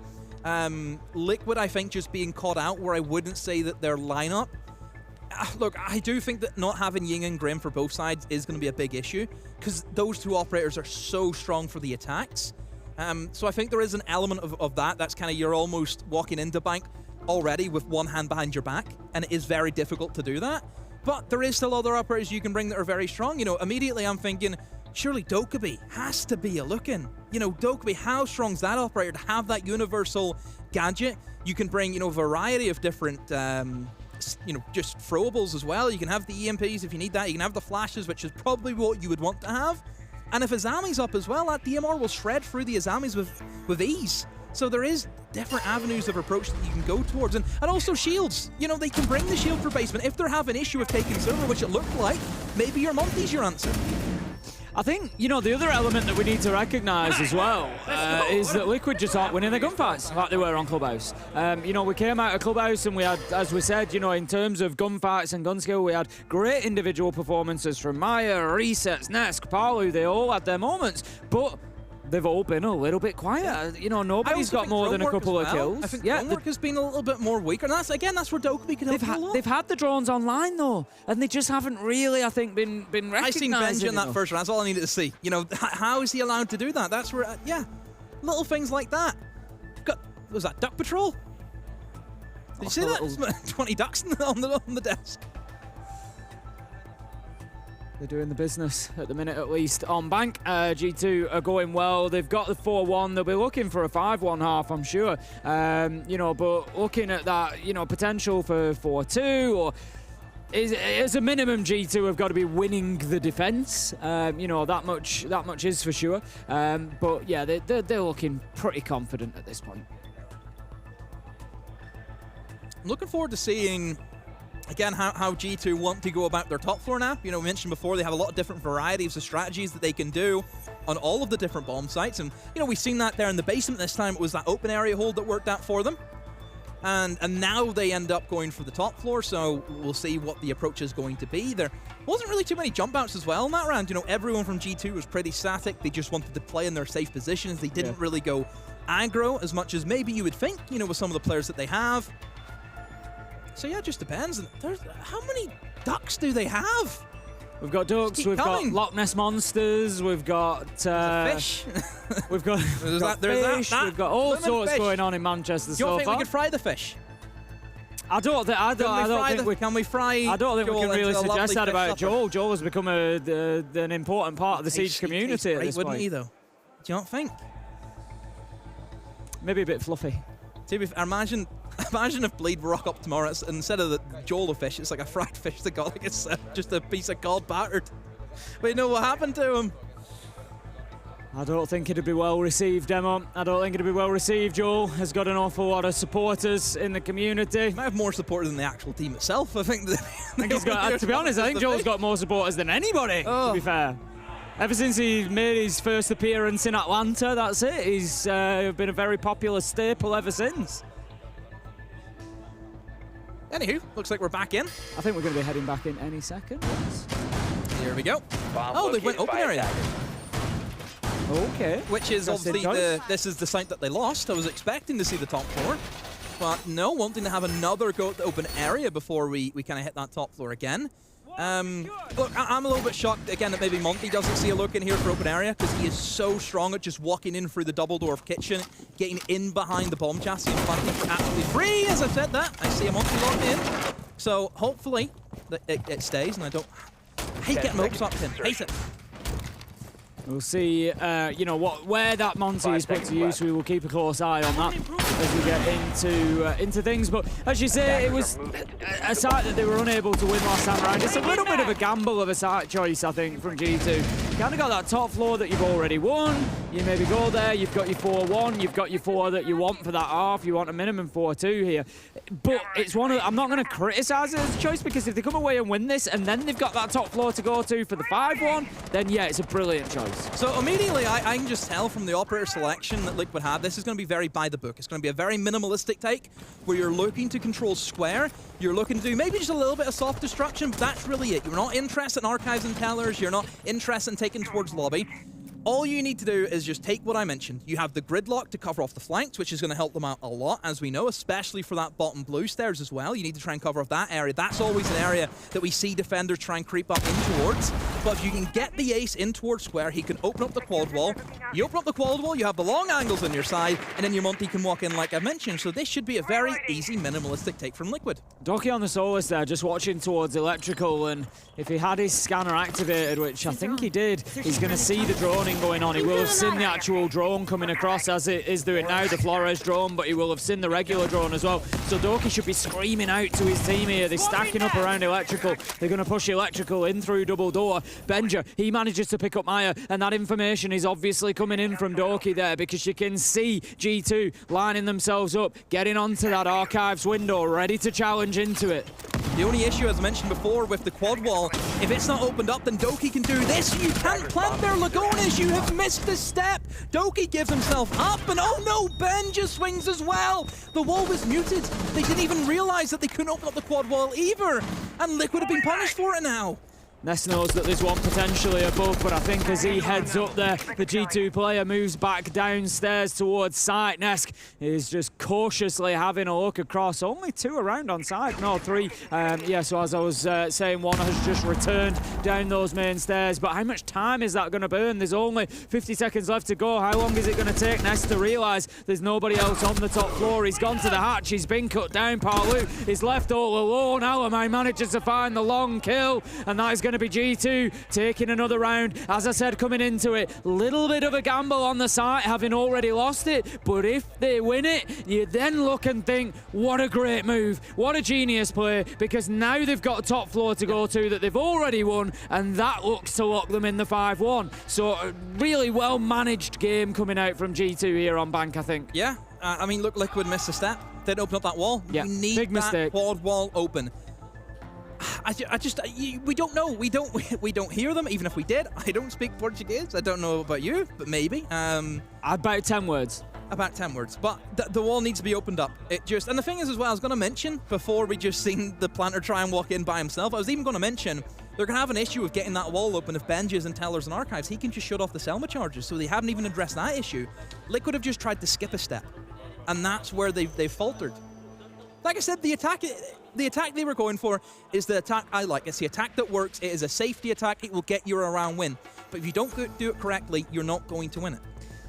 We've just had the tactical timeout coming from Liquid there, and you look at the players and it just looks like the energy's just down a little bit. Like they came out of Clubhouse and they were so hyped up and they just got the big win, and now it just feels like they're kind of in limbo, in a little bit of a position of like, you know, what do we do here? We've got nothing to bring to this, and at the minute it looks like G2 could potentially just cruise away with this, to be honest. 5-1 half, grab a couple of attacks.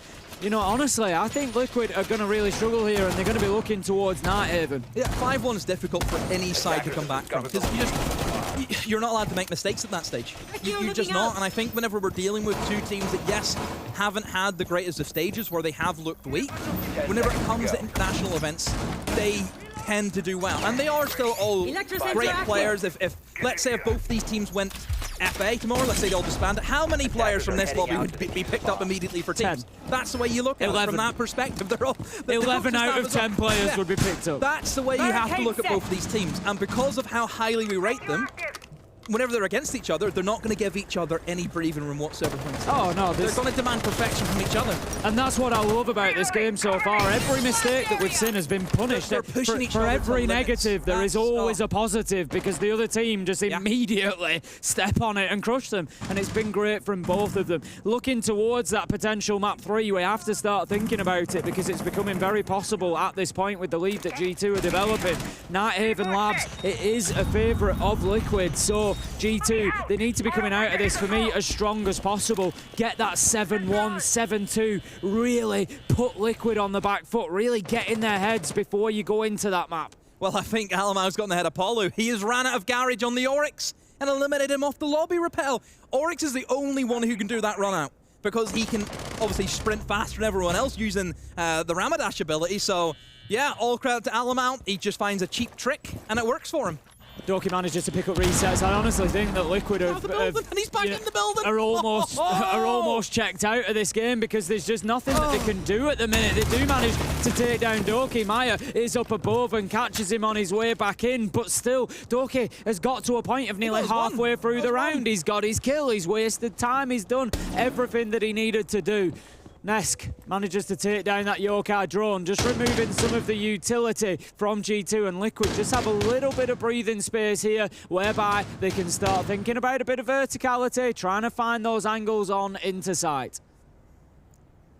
And they have the buck, so losing the Ram isn't as big of an issue as what you would probably think it would be, because you do have that secondary soft destruction, and Maya's just going to drop straight in towards open area, but 2 kills from Lagones. Takes out Virtue and Benja. Alamau's also gone, and Uno all by himself. He gets the down on Danesk, but still 2 more to find. Lagones has the diffuser, keep in mind, so that depth isn't going to do much for him. Lagones is going to get the plant, but a tap from Uno out of nowhere. He's going to switch to the Echo Drone, but it's not enough time. Lagones has got the diffuser planted, but again, Uno still has plenty of time to him. He can rotate this Echo Cam into a position where his teammate can use that for information, but the HP, both of them are dead to each other's guns.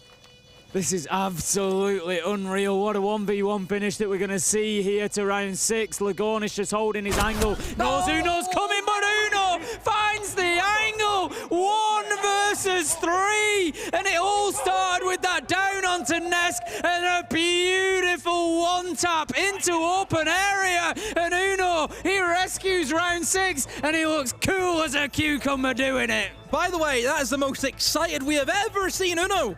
Ever. He's finished. And he still looks super cool. Not happy people. He still looks super cool. Oh. Love to see Live it. Uno reaction. Clutched a 1v3 against Liquid. Nah. Yeah. Do it in my sleep, mate. Been here before. Excellent stuff from G2. Honestly, this really so far has been a tale of 2 teams. Liquid looking so good on Clubhouse, but G2 showing that they too have big performances in them. We always knew that a Phase 1 matchup between G2 and Liquid was going to be a special thing. We always knew that it was going to be hard fought. It looks right now, we will see as we start getting G2 onto the attack, but it looks right now as if we are heading for the map 3 that I think everybody wanted. Look at that. Landball, you can't do that anywhere else. Just Doki sitting there saying, right here, he's right here. Where's Waldo? He's here. I found Waldo. Here he is. Easy. As easy as you like. But again, I love the fact that even the diffuser got planted, the fact that Uno took the time to set up the camera, which I thought was very, very important to do that in that situation. And even more so, to predict that he would run to open area. What if he just went to square? He wouldn't know. The thing is, that's the sort of thing that you can learn from, that you can take away for your ranked games at home, because it's easy in a 1v1, diffuser down, to think, I'm limited time, I've got to go and find this kill, I've just got to get going. And it's easy to get drawn into seconds. that. That's a long time. You've got 45, take your 7 off for the diffuser, you've got 38 seconds, use them. And you've just seen taking 5 or 10 seconds to reposition that Yokai drone was very possibly the difference. It's not to say he wouldn't have won it, but it's very possibly the difference between winning it and losing it. If your teammates are zoned in and they're looking at that and they're giving you that info, bang, you should be able to win your 1v1. It's the difference between a 50-50 gunfight and a guaranteed gunfight. Exactly. Because he gets the guarantee now. He knows exactly where he is, whereas a 50-50, it could be a case of he looked right instead of looking left. You know, it's one of them. Yep, exactly that. And it's just it's a great example of how you can, take what these players do and take it away and improve your own game at home. So we're going to see the Tuberai being used on both hatches there, just to try and keep them close for a little bit longer. It's not going to work any further than past a minute as we get that one open up. The next one will likely go soon as well. Alamai just signalling that it's currently Tuberai, and he's going to be waiting for that to clear. Get the Maverick in, I think. Yeah. Obviously, the Cade is there as well, so you will have to resort to using Virtue and his trusty blowtorch. Benja, nothing on the back hatch. That is easy enough for him to get opened up, and here comes Virtue. Should have no issues whatsoever. The only issue I would have, though, is I've noticed as well with obviously the changes with the kind of lineups that you have now, being C4 whenever you're doing a hatch, it happens sometimes as well. So there is a way to do it where you don't get hit at all by any projectiles, but you always do have to be extremely careful. And yeah, I think Virtue's done a great job at that. You can see Maya is fishing for it, but nope, nothing comes off, and he gets punished from it. And that is just because Virtue probably would have hurt him just shuffling his feet every few seconds. Yep, great stuff there from Alamau, just teaming up with Virtue, using that intel once again. Something G2 have done really well this game is use that information, use that intel. We saw it with Uno on the clutch, we see it there for the entry. They're just taking every advantage. Virtue drops down into server, they know that Palu's playing here, he goes to the shotgun. He's in a tricky position, both sides of him, and this is what I was talking about when we saw Bank earlier. Get down, get both sides, and there is nothing that the Blue Stairs player can do. Palu going to be cut down 5 versus 3. Great start from G2. You take out Blue now. 20 seconds on the clock, it's not a lot of time, but you do have the man advantage along with the full utility uses of the Capital. Flashes as well. In goes the smokes, in goes the flames, in goes the players of G2 as they need to try and get the plant out. And C4 will stop the plant from happening, and kills come back now for Liquid at 2 versus 2. Virtue though on the backstab takes out Nesk. No, not Nesk, he's the only one left as it was Resets who gets eliminated. And now Nesk has to try and clutch up, but he can't do it. 1v2 not in the cards for Ness this time around. Virtue with 2 mega important kills. Particularly here on Bank, but of course we had a couple of rounds on Clubhouse that were the same. I feel like Liquid today maybe being a little bit too reliant on those clutch moments, those big hero plays from, individuals having to pick up 2 or 3 kills to get them back into a round, and it's starting to tell because there are fewer and fewer rounds that you're going to win like that. And G2, now that they're on their map, now that they're on Bank, are starting to really punish those situations. Liquid did well to fight it back to a 2v2, but G2, nope, we're digging our heels in. We're going to start planting that diffuser. We're going to close this round out. It goes 6-1. The question now, of course, is can they close this out any quicker than Liquid did? Liquid was 6-1 on Clubhouse, and they let G2 back into it a little bit, whereas G2 need to send a message now and say, no, we're the ones that are able to close games out. We're the ones that are here to do the business and just get this done. 7-1, send a message. Just doesn't seem to be any energy from Liquid. It's just not there as what we've seen. Like the first opening, I'd say 3 rounds of Clubhouse, Liquid were up for it, and they were ready, and it just the energy has definitely dropped off. And I wouldn't say G2 have looked overly excited. They just seem a lot more relaxed than what they were. Like, whenever you see them on Clubhouse, it looked as though that just the nerves were like getting to them a little bit, and it's like, don't tell me this is happening already. It's too early for this to already be happening to G2. We know that'll come. We always know that one point G2 will just look completely out of it, and it's, somebody just found a set of ghosts in the cabinet. I've said it countless times. At every tournament, the team that goes on to win it, every team will have a bad day.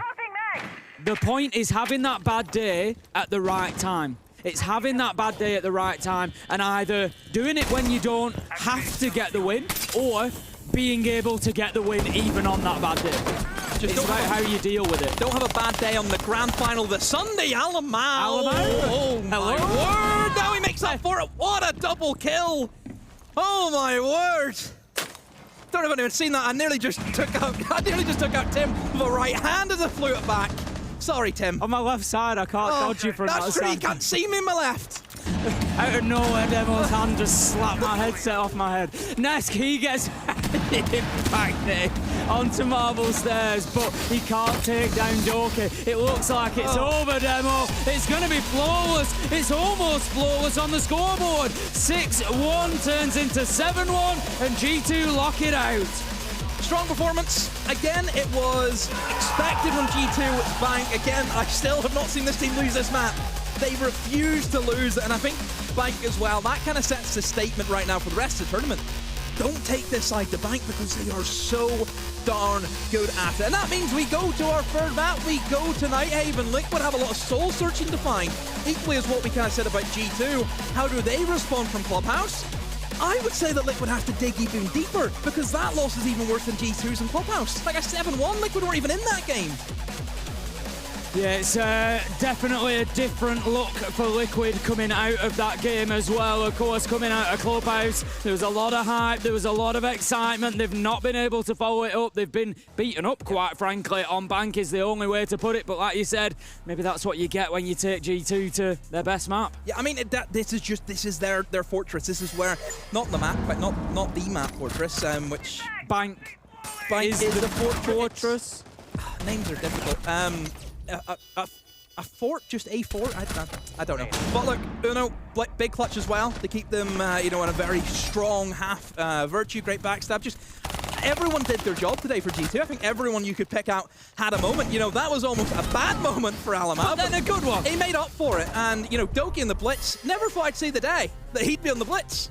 No, we can have a look at our map stats as well coming in there. Still not much objective play coming along. Only one plant being secured, but we can see Alamau having a really big game there. 10-3. We obviously, we question a lot his ability to go up against the other Brazilian teams, but he's really delivered there on Bank. He has, and again, big game player, I think, is always... he is. It's something I associate him with. Yeah. And against Liquid, let's hope he can keep it going, because if he's having a good game, especially as the IGL, as the shot caller, that is the main person whose mental state you need to keep in check.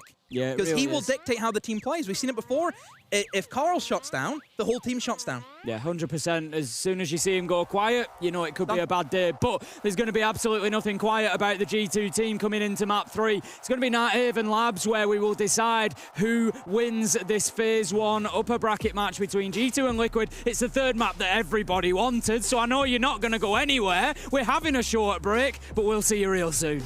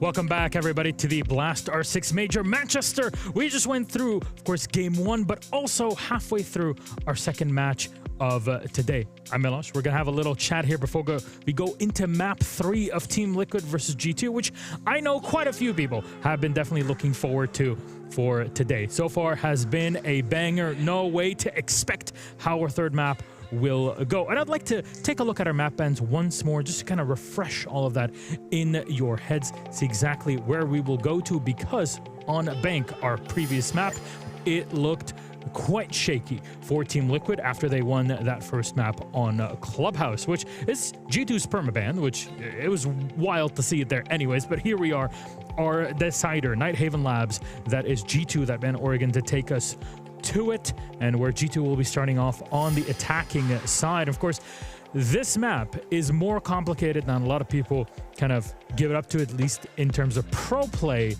But the question is, have any of these two teams figured it out? Now I want to answer that question with our wonderful casters over on the A stream, Ace of Pyrite and Demo. Let's dig into the strategy of it here, because Demo, what are your thoughts so far in NightHaven and how EU plays it versus how BR does and how it shapes up between G2 and Liquid? I don't think there's much. Well, it's very strange to talk about G2. I think G2 in terms of Europe are probably the closest thing we have to Brazilian side. Obviously, that comes from the influence of Alamau and also Romalio, the coach. So in terms of how Brazil play it, just probably look at G2 and how we've kind of done in Europe. But look, I think NightHaven's kind of got it set in its ways, where obviously Hard Breacher is going to be your key, very similar to what we've already seen in Clubhouse. Yep. So, I mean, if you're comparing it to Clubhouse, and yeah, Liquid will field day, but we know that always doesn't work out in that kind of same fashion. I think the bans play a big thing as well. If we're dealing with Hard Breacher bans or even like Thatcher or your Maverick, then that really changes how the attacks want to play out. But for the defense, I think it's mostly make sure they don't open up the walls, play your power positions, should be fine.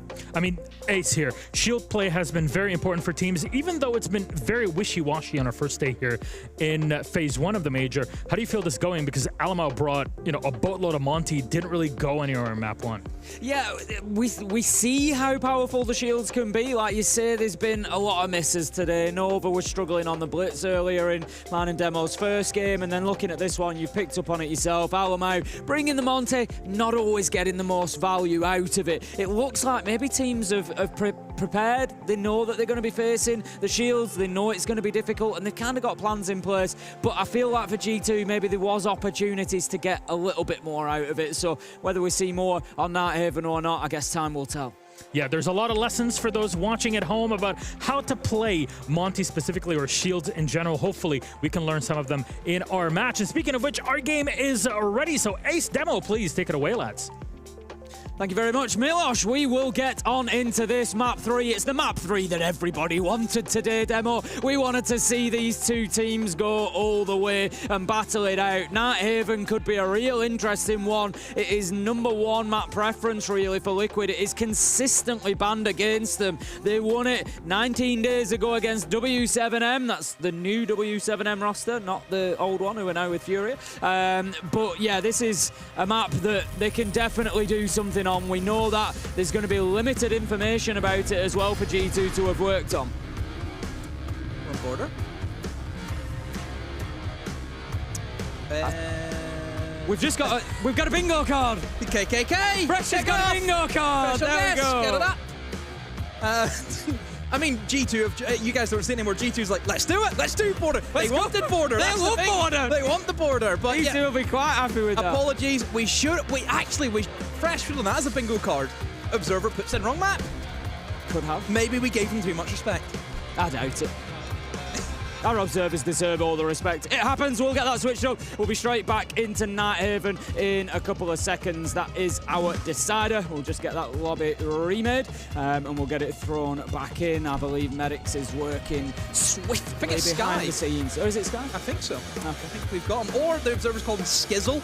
Okay. Sky or Skizzle, whatever floats your boat. There we go. We're going to get one. We're going to get back in as soon as we can do. So far, if you're just joining us, it is 1-1. We are heading into map 3. G2 made a good run back on Clubhouse, but were unable to close it out. Liquid winning ultimately 7-4, and then 7-1 it was to G2 on Bank. Really, really dominant on that second map. And that's the other question. We've spoken a lot about the map demo, but of course the big question that hangs in the air as well is how much is that mental impact going to play into this third map. Liquid came out of map 1 super hyped, shouting, excited. They came out of map 2 looking like they'd just lost the tournament. They were very downcast, and now they've got to come in to map 3 and they've got to keep fighting, get themselves back into it. So the question is, how quickly can they hit that reset button? Yeah, I think winning the first round is important for Liquid. You know, they won the first round in Clubhouse. That's the kind of attitude they had. Yeah. Whereas I think if you give G2 the first round, they're just going to, okay, we got this. This is because G2 aren't like the most animated team whenever it comes to that. Everyone else is just kind of just chill. I think G2, they have the expectations that this is who we are, this is what we do. Obviously, speaking of NightHaven, G2, last time they played it was the 1st of May. So pretty recent, just over 2 weeks ago. We've seen that in the grand final of the LCQs up against Ents. 7-1 for G2. It was a big win. It was a big win. Are they going to... The thing is, though, and this is no disrespect to Ents. Ents did very well in the LCQs, really upped their performances and did well. But I would expect Liquid to be, on that even especially, a step up. G2 are going to have to bring something special, but like you said, it certainly displays a capability to play that map. It certainly displays an understanding of the map. That much is for sure. Like I say, the fact that it's banned out so consistently against Liquid is going to mean that there's been limited information as well for G2 to work off. They have played it recently, as I said, 19 days since they played it against W7M, so there is going to be at least a recent VOD for G2 to have worked off, so they could potentially be prepared. But if you don't have a lot of odds, it can be difficult to always understand plan A, plan B, plan C, because maybe you only see them attack a site one way and maybe they've got 3 ways of doing it. So we'll see whether Liquid have got any surprises in store for G2. Oh, look at the attacker bans. Maverick and also the Ram. Both operators excel extremely well on your basement, your downstairs sites. I just look at that and I think Maverick's banned. That single wall on the basement defense should never be opened. Should never be opened if that operator is gone. Cade also comes in as, I suppose, a bit of a ban to try and help that, but look, Bandit can still run amok. That's what you're dealing with. I also think the Ram ban's really good as well. Ram in the basement, very, safe operator. You don't have to think, but just throw it and just press the button and it'll go through, open up all of the vertical angles. I still think top floor is going to be really difficult though. Top floor, how do you deal with the Bandit trick? You're going to have to go below, maybe with a Buck or an Ash or something like that. G2 are going to have to work for these attacks in the first half. You just can't, they're not going to be easy. You are going to have to work extremely hard to make it happen. We're going to get into round 1 here on NightHaven then, and this is going to decide, of course, just to give you the picture of where this game stands in the overall Manchester Major. We are in Phase 1, Day 1, right at the beginning. Nobody's going home today. That will come tomorrow, but this is the upper bracket. Whoever wins this will continue on to play against GK and will have the opportunity, should they beat GK, to qualify for Phase 2. And I'm sure either of these two teams are going to be confident that they can go in there and look to get results. So could be a big opportunity for them. Whoever loses will drop down to that lower bracket and will be playing initially to keep themselves in the tournament tomorrow. That is the reality. They're going to be going up against Fear X, I think it will be, down on the bottom side, and then looking to play through from there. Bomb located by attackers. Correct. Not going to complain. I'm not going to go against you, Tim. You're right. I love to be. I do try. Quite difficult if you have Dez as a partner, I suppose. Are you ever right in that relationship? Never right. Never right? Never right. It's always, Dez is still here. To be fair, it's always my fault as well in my relationship. He always says it's my fault. Honestly. But hey, that's an only problem. He's casting with someone else today. Don't worry, I get him in a few days. I get him back. Let's get into it then. 45 seconds. We've got a presence around the map here to begin with from Liquid. They're up on a couple of staircases, playing on that mid-floor, castle barricades, basically setting up lots of problems for G2 to solve here. They're looking to move in to begin with at the top of Aqua Stairs. You know, maybe look to push down from there, but there's a lot of droning still going on. I think G2, and it just goes to show how big a map NightHaven is. You know, there's a lot of spaces to find to make sure that it's clear, but Alamau, he manages to find Nest, picks up the Solace, and that is a big opener. Yeah, they've used the castle barricade to try and help Nesk, and only really Nesk, because he was kind of like the lone roamer who was towards kind of the lobby side of things. You have those castle barricades on the fish double door and also the single window, so it just allows, I suppose, an ease of access for Nesk to try and rotate around. And the castle challenge on to the vertical angles, and that's only going to go one way. Virtue wins that engagement. So 2 kills. Very little time, I would say, has been wasted as well for G2, so it hasn't been a great successful roam from Liquid. No, that's it. They've not really. You don't mind if you lose 2 lives, but you buy 2.5 minutes, but that hasn't been the case for them, and now G2 have got essentially an age to start softening up the side. Palu's getting aggressive here, but there's a man just around the corner from him. Flash goes out, but it doesn't act quick enough. Doki moves just that little bit too soon. The flash doesn't detonate. Palu gets the kill. Resets, picks up Uno, and all of a sudden, Demo, what was a 5 versus 3 becomes a 3 versus 3. This is scary. Very, very scary right now. Apollo has the shotgun primed and ready. 2 flashes remain for Alamau. A smoke will also go out from Palu just to try and delay them, but what's everyone else in G2 doing? We know where Alamau is. How has no one else from G2 really made any progress towards the bomb site? Sure, they've got all of the vertical angles opened up, but you haven't really got the kills to back it up, and Palu appears again at the right place at the right time. Oh, G2, a 3v5 is slipping through the fingers. A miss nade just kind of sums up the round. In its own, another kill happens for Liquid again. Benja down, and what has happened for G2? Oh my word, a 3v5 evaporates before our very eyes. Palu has played that absolutely brilliantly. Twice, Demo, twice he has played off the flashbang. This is something, again, that you can pick up and take away. If somebody throws a flash at you, it doesn't detonate instantly. And if you react immediately, you can catch them before that impact is going to happen, before that flash effect is going to come in. And Palu's done it brilliantly twice. Doki throws one, and instead of retreating, Palu steps into the flash and catches the man. And then he does it to Alamau as well. He just steps into it and gets him with the shotgun just before the flash effect comes in. Really good play from Palu. All you need to do for G2 is Doki flashes, he pushes the way he did. No one was helping him. No, the G2 weren't helping each other out in that scenario. Top floor is in their control. You needed somebody rotating from garage corridor just to have the other angle. Like, it's really simple to say, but G2 just didn't communicate, didn't say to each other, let's do it. Maybe Doki thought, oh, I'll just kill him myself. Alamau thought, oh, I'll just kill him myself. You are against Liquid. Can we start putting a bit of respect on Liquid? Maybe is that the issue with G2? I think it's maybe a little bit easy when you come in on the back of the bank game that they've just had. They've kind of run over Liquid, let's be honest. They've bullied them around the map, they've beaten them up, and you come in here thinking, yes, we're 5 versus 3, it's happening again, we're all over this. And yeah, I think you've just got to take that pause sometimes and think, we're playing into Palu here. If we give him a chance, he's going to take 3 of us out, and that's exactly what has happened there. So we move on. It's going to be round 2. Liquid will continue their defense, this time up on the top floor, and we're going to have that Tubarão coming out. We've had a lot of Tubarão use so far in this game. I think we will see that continue throughout the tournament. They're just going to be holding them out of electrical, out of IT for the time being. Yeah, Monty comes in extremely strong for the top floor. Great operator for the top floor attack. Clears away garage with ease, as seen, but more importantly, is a great operator for pushing in towards Fish. You'll see Alamau in the kind of first half in towards garage, making sure he can help his team feed out that information so they can just get themselves set up on that side of the map.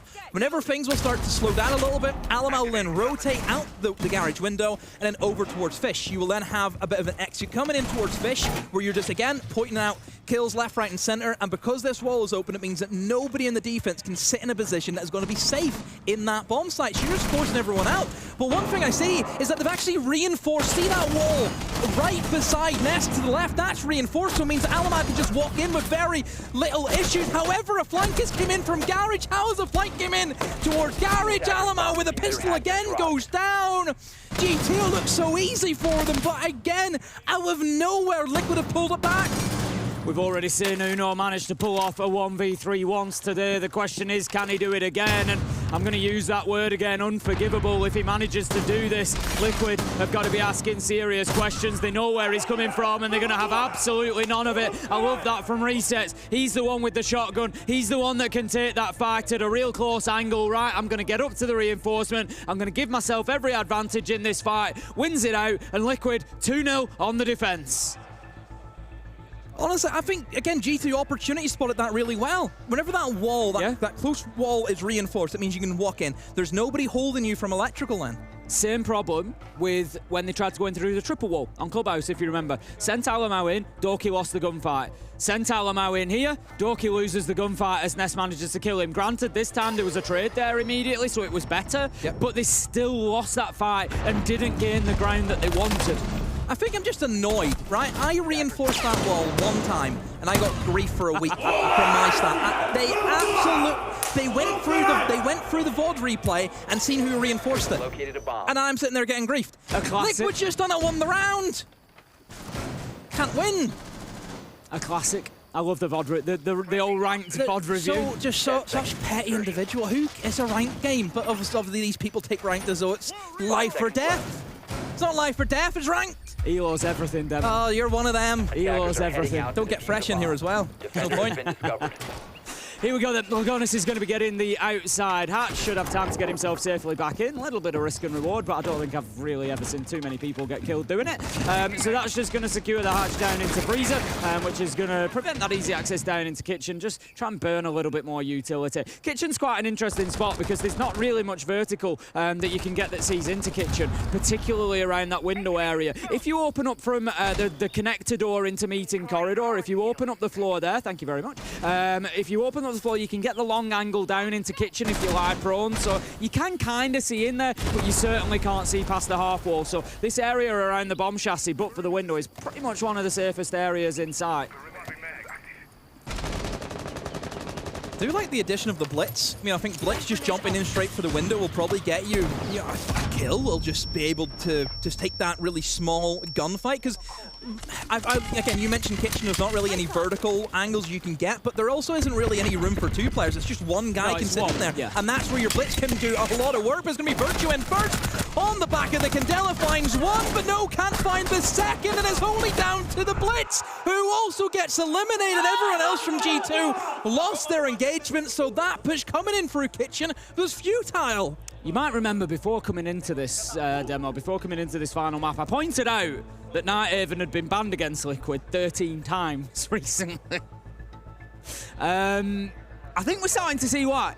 We're going to have G2 call the attack timeout. They've sort of tried to rip the emergency brake here, and they're just trying to put the stoppers on this. They did the same in Clubhouse, that didn't work. So. Yeah, just trying to put the stoppers on this, because right now, Liquid are absolutely running away with this. They look just beyond dominant, really, here on NightHaven. Obviously, we have to say, this is defender-sided. There was a 3v5 that they were able to win out. Yeah. So there is a couple of little plus points for G2. I think it's always going to be decided on, the defense kind of stuff. Because, again, I think 4-2 halves are kind of... It's like 5-1 halves are kind of generic. It feels like G2 are spotting opportunities and they're going for them, which is fine. Like they think they've seen the opportunity to get in through Kitchen window and aggress on and kill it. But it's almost, it feels a little bit like Liquid are manufacturing the opportunities. It's like, here, we're going to tempt you.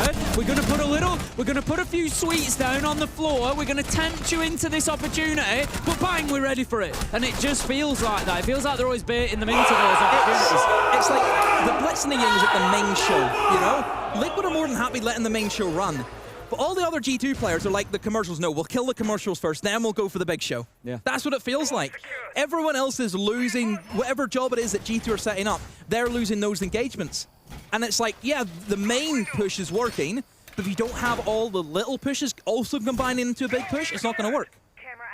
Great stuff from Liquid so far, and I'm sure the Brazilian team are going to look to continue in the same vein as they will go for the same site rotation now. 5 seconds left. They're going to be, oh no, we're going to see a little bit of storage actually, Demo. Camera feed up and running. I mean, I think it's a good site if Solus is open.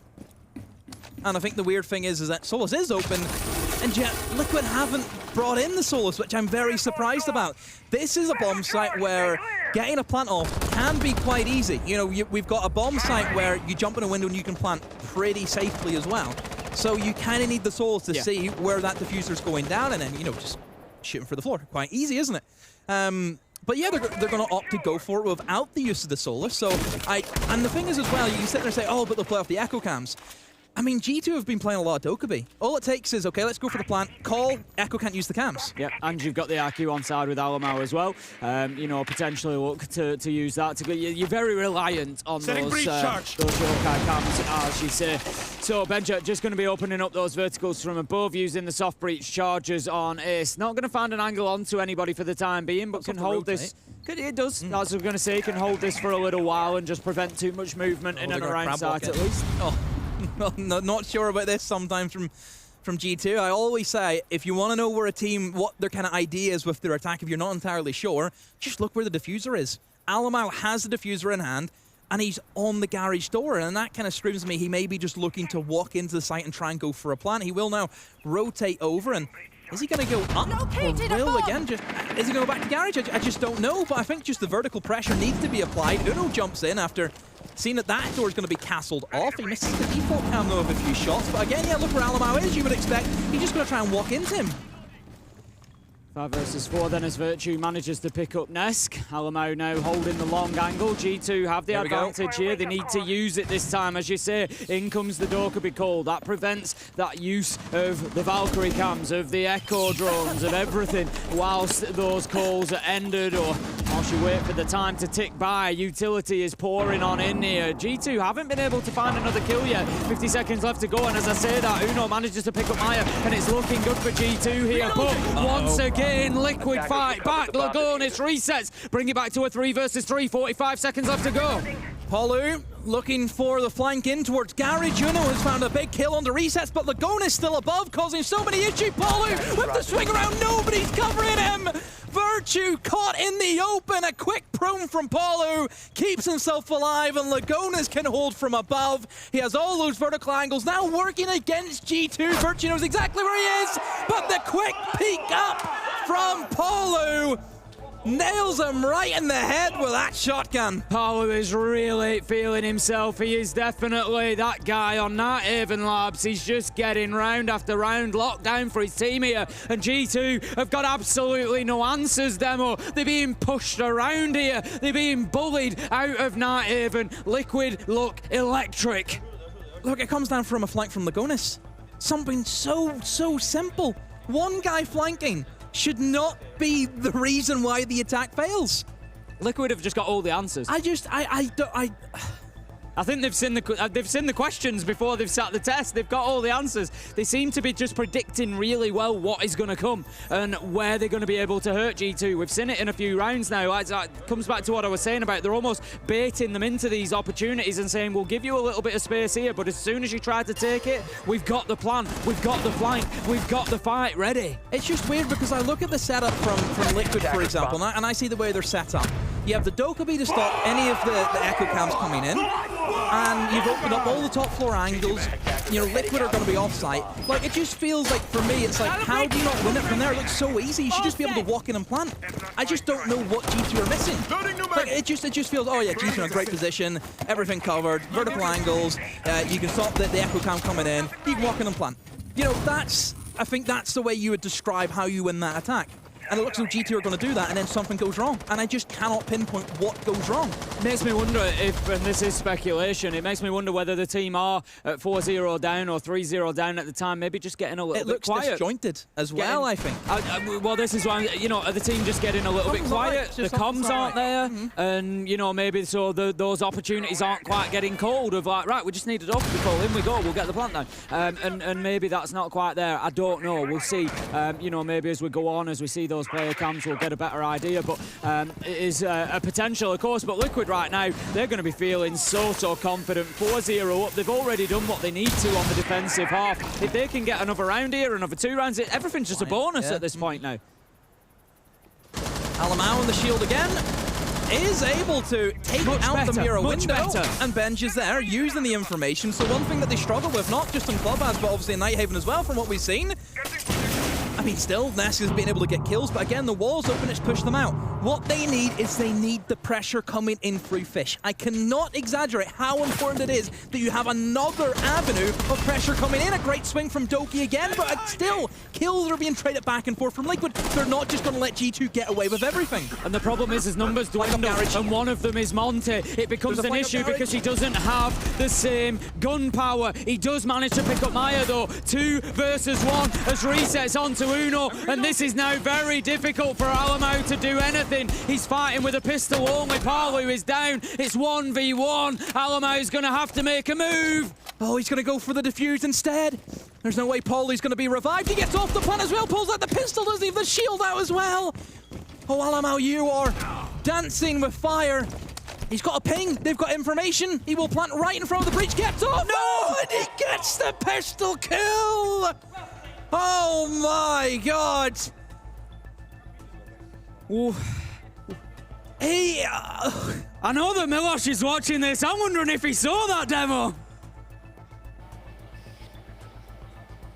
No way. What? Nani? Milosh enjoying the game as much as we are there, I think. Oh, loving what he's seeing.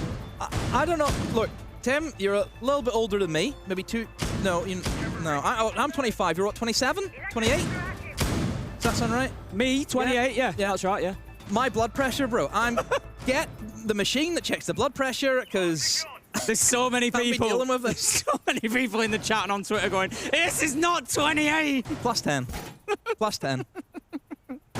Oh, dearie me. Right, here we go. Liquid 4-1. What a great finish. Let's come back to that. Alamau, 1 versus 1 on the Monte. Not always the easiest thing to do. It can be a tough one if you're not going to have the opportunity to get the diffuser down, and that is, of course, always the most difficult bit in a 1v1. He's limited to only having the pistol. He does have the slight boost of the shield in front of him. It makes the gunfight a little bit more difficult. I like what Liquid did there in that situation. He created distance, which is what you want, really. You're fighting against the pistol, create distance and, you know, take your advantage of your gun. You've got a better range. But then he comes in and he gives him the close fight. And it just made it possible for Alamau to swing him on that corner. And it was great stuff from Alamau. What a round. G2 needed a hero play and Alamau stepped up right then and there. Honestly, if they can get a 4-2 out of this, they've salvaged it massively. You know, they would look like a shipwreck. You know, Titanic 2.0, and somehow they've been able to pull it back. And right now, they have had some issues at the moment with actually trying to open up some of the walls. Again, it was expected. With Maverick banned, you have a bandit downstairs. That single wall that I mentioned, you're just never going to be able to open up that wall. And to open up the wall, the only way you do it is then take garage. Look at Liquid. They're not going to give you garage. They're going to roam. They're going to stop you from doing that. Ness just working onto this catwalk window for the time being, hoping somebody's going to hop in and give him a little freebie to kick things off. Again, something that G2 need to do here. They've been getting the entry kills really, really well. It's more been the mid-round and the late round that has been the problem. Liquid being able to fight in, so need to get the entry and cement it. Palu picks up Doki, but Uno is there for the trade. Not the end of the world for G2. It clears one out at least. They've lost the Demos, not ideal, but they've still got the utility that they need for the round. They do. And again, Demos is just there to hunt the roamers. I mean, the roamer's been hunted. You know, he's dead, so he's done his job. Alamau, already down on Pillar. He's taking the space extremely fast along with Virtue. They're going to go for a different approach. They're going to try and hit the site as quick as they can, and they start to line up. Alama finds one, Virtue finds the other. What a double push from those two. G2 really finding their feet when it mattered most, when they needed it. They managed to secure their final 2 attacking rounds and take a 4-2 half, in which, to be honest, Liquid could sit there kicking themselves, because there was definitely an opportunity for a 5-1 or even a 6-0 with the way they've played at the beginning of things. What Liquid can't do now is let that energy be drawn away from them. It's fine, they're quiet, they're peaceful, but they can't let it be drawn out of them, because they were playing on confidence so far through the beginning of that map, and they got to keep that going. They'll be very happy to get those 2 rounds back. Because 4-2, I would say, is like, yeah, we're happy. If we get 2 attacks with a Maverick ban, we're very happy with that. Like, we really are. So I think the defense now comes in for G2, and you would say that they're going to be a lot more confident. They're going to be really excited to get their hands in towards this defensive side of things. And now I would say the pressure's kind of shifted on the Liquid, because now we need from them three defenses round. Obviously, 2 gets them into that overtime. So yeah, pressure now shifts. We start to see how G2 want to do with their defense. And looking at their lineup, I mean, the Clash comes in as an operator.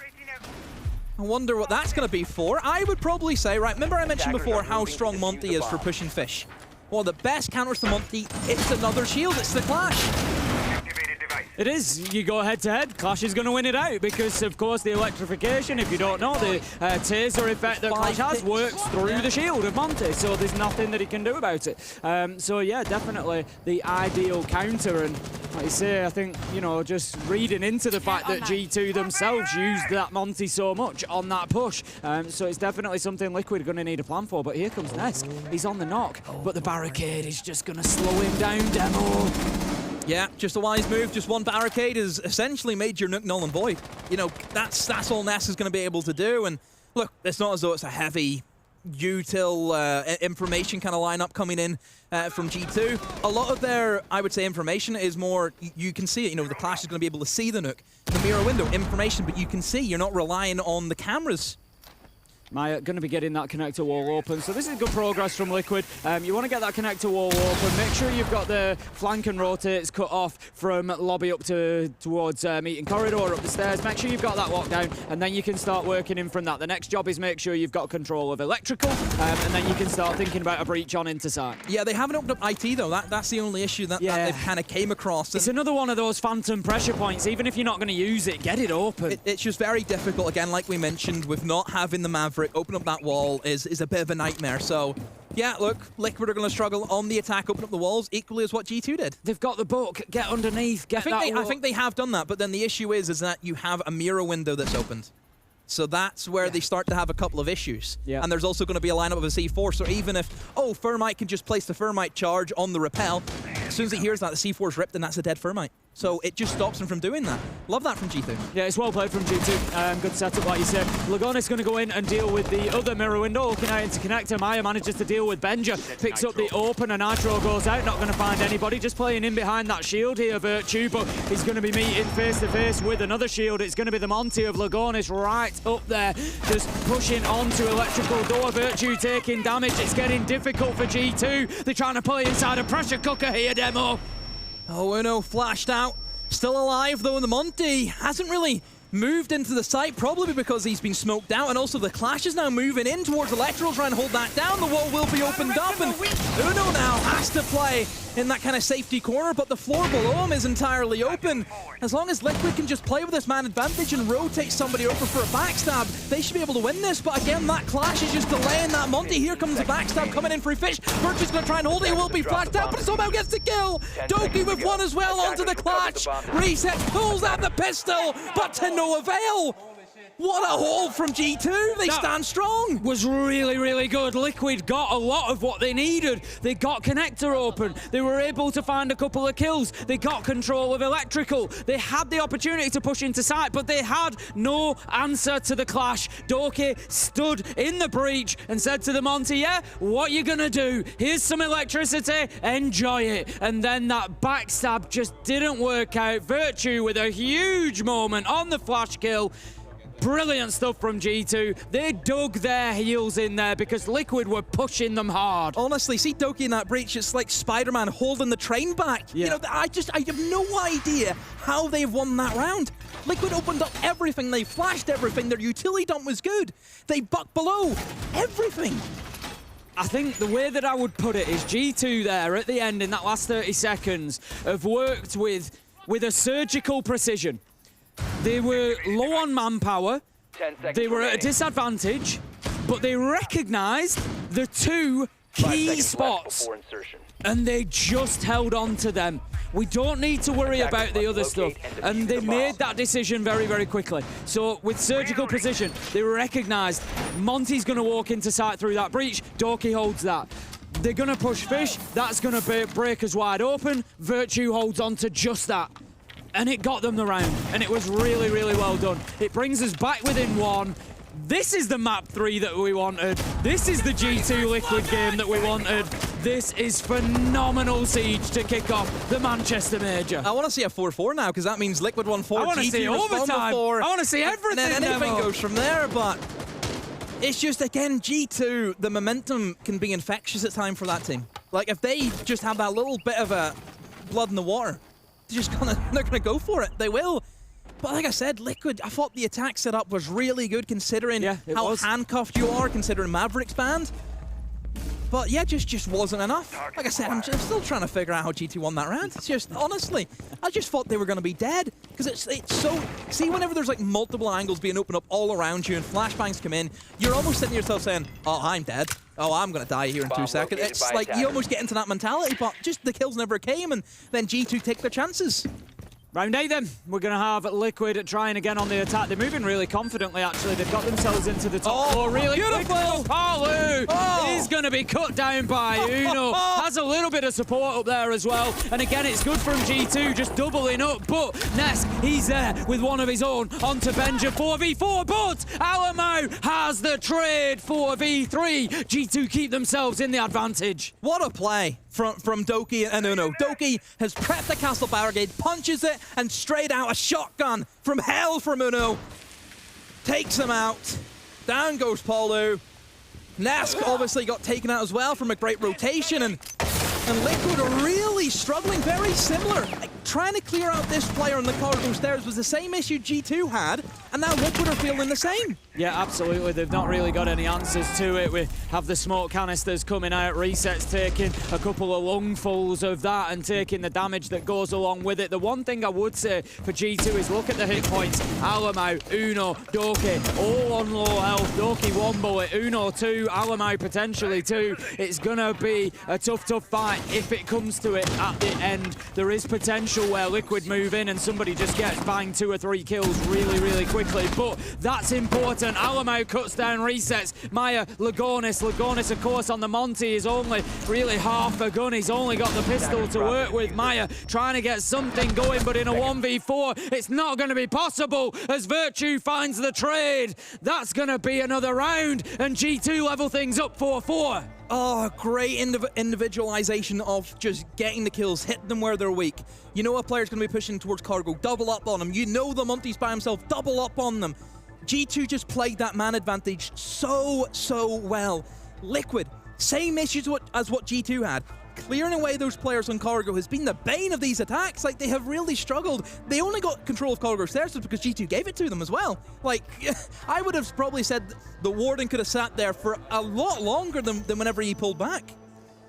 Let's head into a Liquid timeout then. They've decided that they need a few extra seconds to be having a chat. Hugzord is going to be having some input in between these rounds because G2, as soon as they've got themselves onto the defense, they've really started to find their feet here on NightHaven. And at the minute demo, I mean, I looked at this thinking, you know, G2 might be hoping for a bit of overtime potentially, but right now, I'm not sure how many attacks this Liquid team are going to have in them because G2 are just setting up so well. At 4-0, I was thinking they'd be lucky if they get overtime. Yeah. Like, they really would. They'd be lucky if they get 5 rounds, 4 rounds. That's 4 rounds in a row now. Momentum, massive thing. Not just in terms of the game, but the mental warfare that goes on. You're giving G2 that belief that they can do anything. I said it before, G2, on their day, can beat anyone in the world. but then the next day they can go and lose to the worst team in the world. That is the dynamic of this team. They show up when they want to, and that has been a big issue for them, I would say, the entire EUL stage, where they have lost games that you just think, what's the point of supporting this team? What is the point? And then they might come out and surprise you and think, I'm so happy I support this team. They will drive you round the bend, and they've been doing it for years. This isn't just a one-time thing. This happens all the time. 5 seconds to go. Well, as a supporter of a number of sports teams that do exactly the same to me, I can understand the excitement at least. It's the unpredictability that can be fun. But let's see how predictable the rest of this matchup can be. 1 round apiece, of course, one map apiece. This will be a winner takes all here on NightHaven. 4-4. Everything else that has gone before doesn't really count for very much now. We are dead square, dead level. It's going to be whoever comes out on top over these next 4 rounds. So I'm happy to see the Solus coming in. I think G2 understand the power of this operator that you can have with the storage. I mentioned before how easy it can be just to walk in and plant. We can see that G2 have decided to try and hold every floor. It's a full triple floor setup. They've got players in towards the base, meaning reinforcements down there, and also players in towards the top floor. We see a Grim and a Ying come in from Liquids. In terms of pushing power, they have more than enough to really deal with that. But I think it just comes down to, can you stop the Solus from ruining your day? Because Solus can go below and deny, but can also go above and deny. She can do both. So for Liquid, they then have to control both. They have to control top floor, they have to control basement, and still have to try and get the plant down. G2 are making Liquid work tooth and nail to secure this. Impact Nade is going to go out from Doki, just looking to clear out some of that utility. Again, IT wall is open, but still not really in a usable fashion. It is going to force him potentially out of that position, but Venger able to aggress forward, get himself into electrical. Few pot shots through the window, not going to catch anybody on the other side of the barricade. Lagonis ready, looking to get that Candela in through the window. That's what I'm waiting for. Like, it looks as though they're ready. He has the diffuser in hand. But are G2 going to be ready for it? In it goes. They know there's only one player inside. It is going to be the Debarra, but he has the C4. Will go out. Is that enough? Yes, it is. It denies. Lagonis getting the plant out, but a great refrag though from Ness, and he will start going for the plant. Where's the reaction from G2? Impact goes in from Doki. Knows where he is, but he looks the wrong way. There's a player right beside him, and Garage Alamau with C4, but now it's a 1v3 for Alamau. Then he has to try and clutch up into the 1v2 now. Diffuser is cold on the ground, but 45 seconds. Can Liquid get this over the line? This could be an absolutely huge moment for Alamau here. He's managed to get himself into a position, but no! Palu is watching! Palu is ever present for Liquid, gets the final kill, and they manage to put a stop to the runaway train that G2 had become. They get themselves around, it's 5-4. Is this gonna be the Brazilians bouncing back? Oh, it needs to be. It needs to be. They took a 4-round drought before they were able to get their 5th round on the board. I mean, G2, I would say that Liquid, I think they've really seen the weakness. There's only one guy in sight. We take the double trade. We get the double trade, we can try and get the plant down. Palu was such an important kill. Palu was able to get a kill in the basement, rotate towards the top floor, get another kill, and then go to the mid floor and get another kill. He got a kill on every floor of the site, on the map, every floor. That's not easy to do. No, it's not at all, and Palu is making the difficult look easy today. Really has had a great game so far. Quiet couple of rounds, but certainly stepping up again there where Liquid needed him. Finds himself 10 kills, 5 deaths. He's going to be taking the Ying this time around. Liquid just need 2 more rounds. G2 only need 3. It's a 1st to 7, of course. If we do go to 6 apiece, then we will get 3 rounds of overtime to decide the ultimate winner here, and it will be the ultimate winner. They will move forward to play GK in the upper bracket for that coveted spot in Phase 2. The loser, of course, will drop down to the lower bracket and will need to find 2 wins in order to qualify. That's the difference of the swing here. The winner gets an extra chance. They get 2 games to potentially qualify. They can play against GK. If they lose that, they drop to the lower bracket. So they have a real advantage. The loser drops down and has only 1 more chance. So this is a bomb site that I have no idea how G2 were able to hold on to it. it was just everything looked to be going in favor of Liquid, but they had a big issue, of course, with opening up the main wall, mostly because they were only bringing in, I believe, Deimos and Heartbreach gadgets, and then also the Thermite. But now you've got the Ace, you've got the Selmas, so the Impact Trick or C4, whatever you want to do, isn't going to work for them. So they have delayed it just a little bit now with the Tabaro, but eventually it will run out. Eventually you're going to be able to get that wall open. So I wonder if that's going to make the difference. It's just Liquid have that wall opened up, put more pressure on G2, gives them another avenue that they can push in towards. I would say it probably will. Information game is still going on for Liquid as the drones continue to race around. Said a couple of times that Liquid are having a little bit of freedom on the drones halfway through the round. They've still got 6 left alive, so plenty of information is going to be feeding in for them. Ness, last time around, tried that knock push in through there. This time decides, you know what, I'm just going straight on the Ash, but Virtue manages to pick up resets. Ness is there, ready for the trade, but Virtue, he's got himself away. Palu, however, picks up Doki, manages to find his man. Ness with a huge double, and that could be the key, Demo. That could unlock things for Liquid as Lagonis manages to find Virtue. It's all up to Uno underneath. C4. He's got no C4. There's nothing he can do. Lagonis, here's the man underneath. It's enough to get him off the plant, but all he does is relocate, and he's going to stick it this time. Uno had a clutch already in towards Bank, but these are very different circumstances. The Ying is just letting her rip. No access for Uno today. He's going to have to try and go for it sooner or later, or else they might come to him, and they do. A Liquid on to map point, on to series point. Woo! The thing is, Demo, either of these teams, whoever wins this, they deserve it. They've both had such great moments. We have been treated to an unbelievable game of Siege here on day one. This has been pure wall-to-wall entertainment. We've had everything. We've had a close game. We've had a run back. We've had G2 just running away with Bank. We've had a bit of everything. We've had clutches, plants. We've had support play. We've had the whole package. The question is, can Liquid wrap this up here and now? Can they close it out? That was something that they struggled with on Clubhouse. They had many more rounds opportunity on Clubhouse, but G2 were able to get back into it. This time, they only get 2 bites at this. But they have to beat the basement, which, as we know, is a juggernaut of a site. Whenever you look at the bans, you've lost the Ram, so opening up above is going to be difficult. You've lost the Maverick, opening up that single wall is going to be nigh impossible. So you're just going to be handicapped from the get-go. You're not going to be able to have that luxury of just, oh, we'll just sweep for it. We'll throw the Ram drones in, it'll open up all the verticals for us. Oh, we'll get the Maverick in, no bandit tricking to worry about. You have to go through all of that. That is the difficult part. Looking at the lineup, no EMPs. This is a field day of your bandit. Absolute field day. Just leave them there and just walk away, that's it. But I would say no on Liquid. They'll probably try and get in above. They'll try and do a bit of vertical action here or there.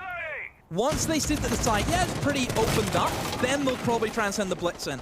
But G2 aren't going to give them that. They're not going to give them that verticality as easy as what they would like it to be. I love this from Benja, right up in the faces of Liquid. Like you say, G2 really sort of throwing everything at this round. They know that they need to get the win. They're going to give Liquid absolutely nothing for free. Benja missing his opportunity on the drone. And Maya is going to pick up Alamo. And that could be Liquid moving themselves one step closer to continuing here in the upper bracket. Nesk manages to find Uno, but Doki is there for the trade. C4 goes out, not going to find its mark. Benja continues fighting, sees the bug, but can't quite catch the man. Oh, they've just left him. They've dropped the hatch. They've went against him, but no, it's going to work out for Benja. He gets both of them. How has he got both of them? G2 have flipped it on its head. Liquid are thinking, oh, we're geniuses, we'll leave him or run away. No, Benja comes to you. Benja will find you, and Benja will end you. Cannot be leaving themselves open to an attack from the hatch like that. Surely there was an opportunity for Liquid to turn and take that fight, close Benja out, and then what do G2 do? But no, they've managed to turn a man disadvantage back in their favour. 3 versus 1. Palu, I've said a couple of times, he's had a great game today. He's going to need to go even bigger if Liquid want to win this here and now. He's got a 1v3 facing up against him, but he has time on his side, Demo. The clock at least is in his favour. Does a little bit of droning, can't find anything, but with the default cam up, they know where he's coming from.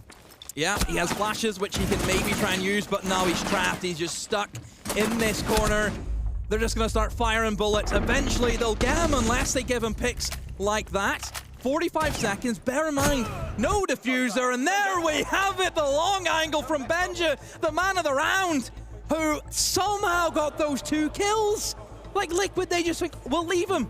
We'll let him be up there, we'll just hit the side, but then it works against them. They just weren't expecting that as soon as they open the hatch, Benja would be there immediately. Yeah. I think that's it, and I think it was Benja's speed of thought that got him those 2 kills. They must have known that he was there because he took shots at the book. Yep. But like you say, they think, right, drop the hatch, just get away from him. If we get into sight, we're safe. But Benja had made a speedy decision. Benja knows what they're doing. I'm going after them. He read what they were going to do. I'm going straight after them. So as soon as they're dropping, he's already stood on that hatch. And think about the operator he took out. He took out a blitz, which in a man advantage situation like that could be absolutely lethal against the defenders. But great play from Benja to close out the round. And that's going to be G2 taking it all the way to 12. We wouldn't expect this one to have finished any different. And honestly, if we got a couple more rounds, I couldn't say I'd be surprised in the least. Both of these teams are fighting tooth and nail. They are both fighting so hard to take this initial win. Top floor. They've won it once, they've lost it once. G2, last time they were here, they got caught out by Nest, just making a bit of a play. He thinks, I'll just walk into electrical, I'll see if they line up, and they did, and I'll get a few kills, and from there it's just wraps. It's easy for Liquid then to play up that man advantage. Swapping mags. Honestly, I think the way both teams have been playing, the first kill's so important. It's massive in the grand scheme of things. Reset's just going to be taking those pot shots to open up the angle into Warehouse. And it's going to be a little bit of a push towards the top floor then for Liquid. This is where it's all going to be decided. We've seen the good, as you said, we've seen the bad both come out of G2 up on this top floor site. The question is, what are we going to see from Liquid? They managed to get IT open pretty much immediately. That is a good start from them. Getting that long angle, we've seen a lot of fighting done over that wall so far, and they really haven't had to mess about this time.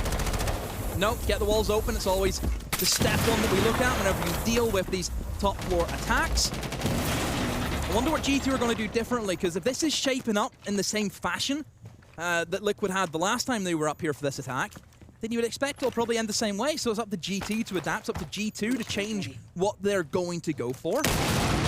Again, it's mostly the same lineup. However, I think they brought in the mute, probably because the drones have just been rampant. Oh my god, what a kill! Doki gets shot at from below and he just says, have that! Have a bit of that, won't you? Well, the big question now is how impactful is opening that mirror window? If that mirror window being open wins them the round, then Nest's death was worthwhile. If it doesn't, then yeah, you've got to ask the questions, and Doki's done fantastically well to turn on him so quickly and find the kill. 5 versus 4, advantage G2, 1 minute 15, and with the time ticking down, Liquid don't really have much control here, Demo. They haven't really cleared out too much to get themselves into a position to execute. They're going to push up backwards stairs here. They're looking to get aggressive. Lagonis is going first. They need to make sure they're getting these kills at the top. It's a good play to try and scare away the defenders, but he didn't get any kills from it, and the smoke can just stop it. Virtue came up behind them. Virtue flanked the flankers for Liquid. Doki trying to push in as well, using the freeze. Oh, what a pick! Doki on the 3 of them in the round. Tim, I think we're going there. We're going to the place that you know and love as Reset's going to get ganged up by all of them. Hang on a minute, 2 kills coming. The favor of Resets. Still 3 more to find, but G2 are in positions where they can play off each other. Jumps outside, rotates around. Resets has to go up against this crossfire. Uno and Benja close to each other. Benja gives away. But there we have it, Tim. Where are we going? We're going to overtime. And what a game this is turning out to be. Let's have every single round of it. Let's have every single drop of this siege that we can get, because both of these teams are delivering. G2 in those final moments got a little bit excited. They threw themselves at Resets, and he almost had an opportunity. A 1v5 became a 1v2 by the time he was taken down. But G2, after those first couple of kills, did exactly what they needed to do. They just dropped back, they sat in position, they knew that the kill was theirs. They have read, I think, the last 2 rounds extremely well. I think Benja read it extremely well. I also think Alamam has done some great shot calling. Let's double up on Fish, where we know they're going to go. They're going to go to Fish. I'll play prone, you play up high. Anyone who comes in, they're going to come up against a firing squad. They then probably have some form of information. They hear a bit of shuffling below. You know that they're going to come also from the bottom of Fish. There's 2 people from Liquid went there. What then have G2 done with that extra man that they got previously from a great shot from Doki? Let's send him on a flank. Let's flank these guys as they push up in towards Fish. There's no way, like, Liquid have not been bringing a single operator. No Nomad, no Gridlock. That hasn't existed in this game. Even the series, that has not been a thing. So flanks for both teams, I wouldn't say have been abused, but they have been sitting there ripe for the picking, and G2 come at the correct moment to abuse the lack of flank protection. Attackers have located a bomb. Let's go then. It's going to be round 13. Liquid move on to the defense, which is going to give them an advantage. The defenders, of course, so far have won for 2 halves each time.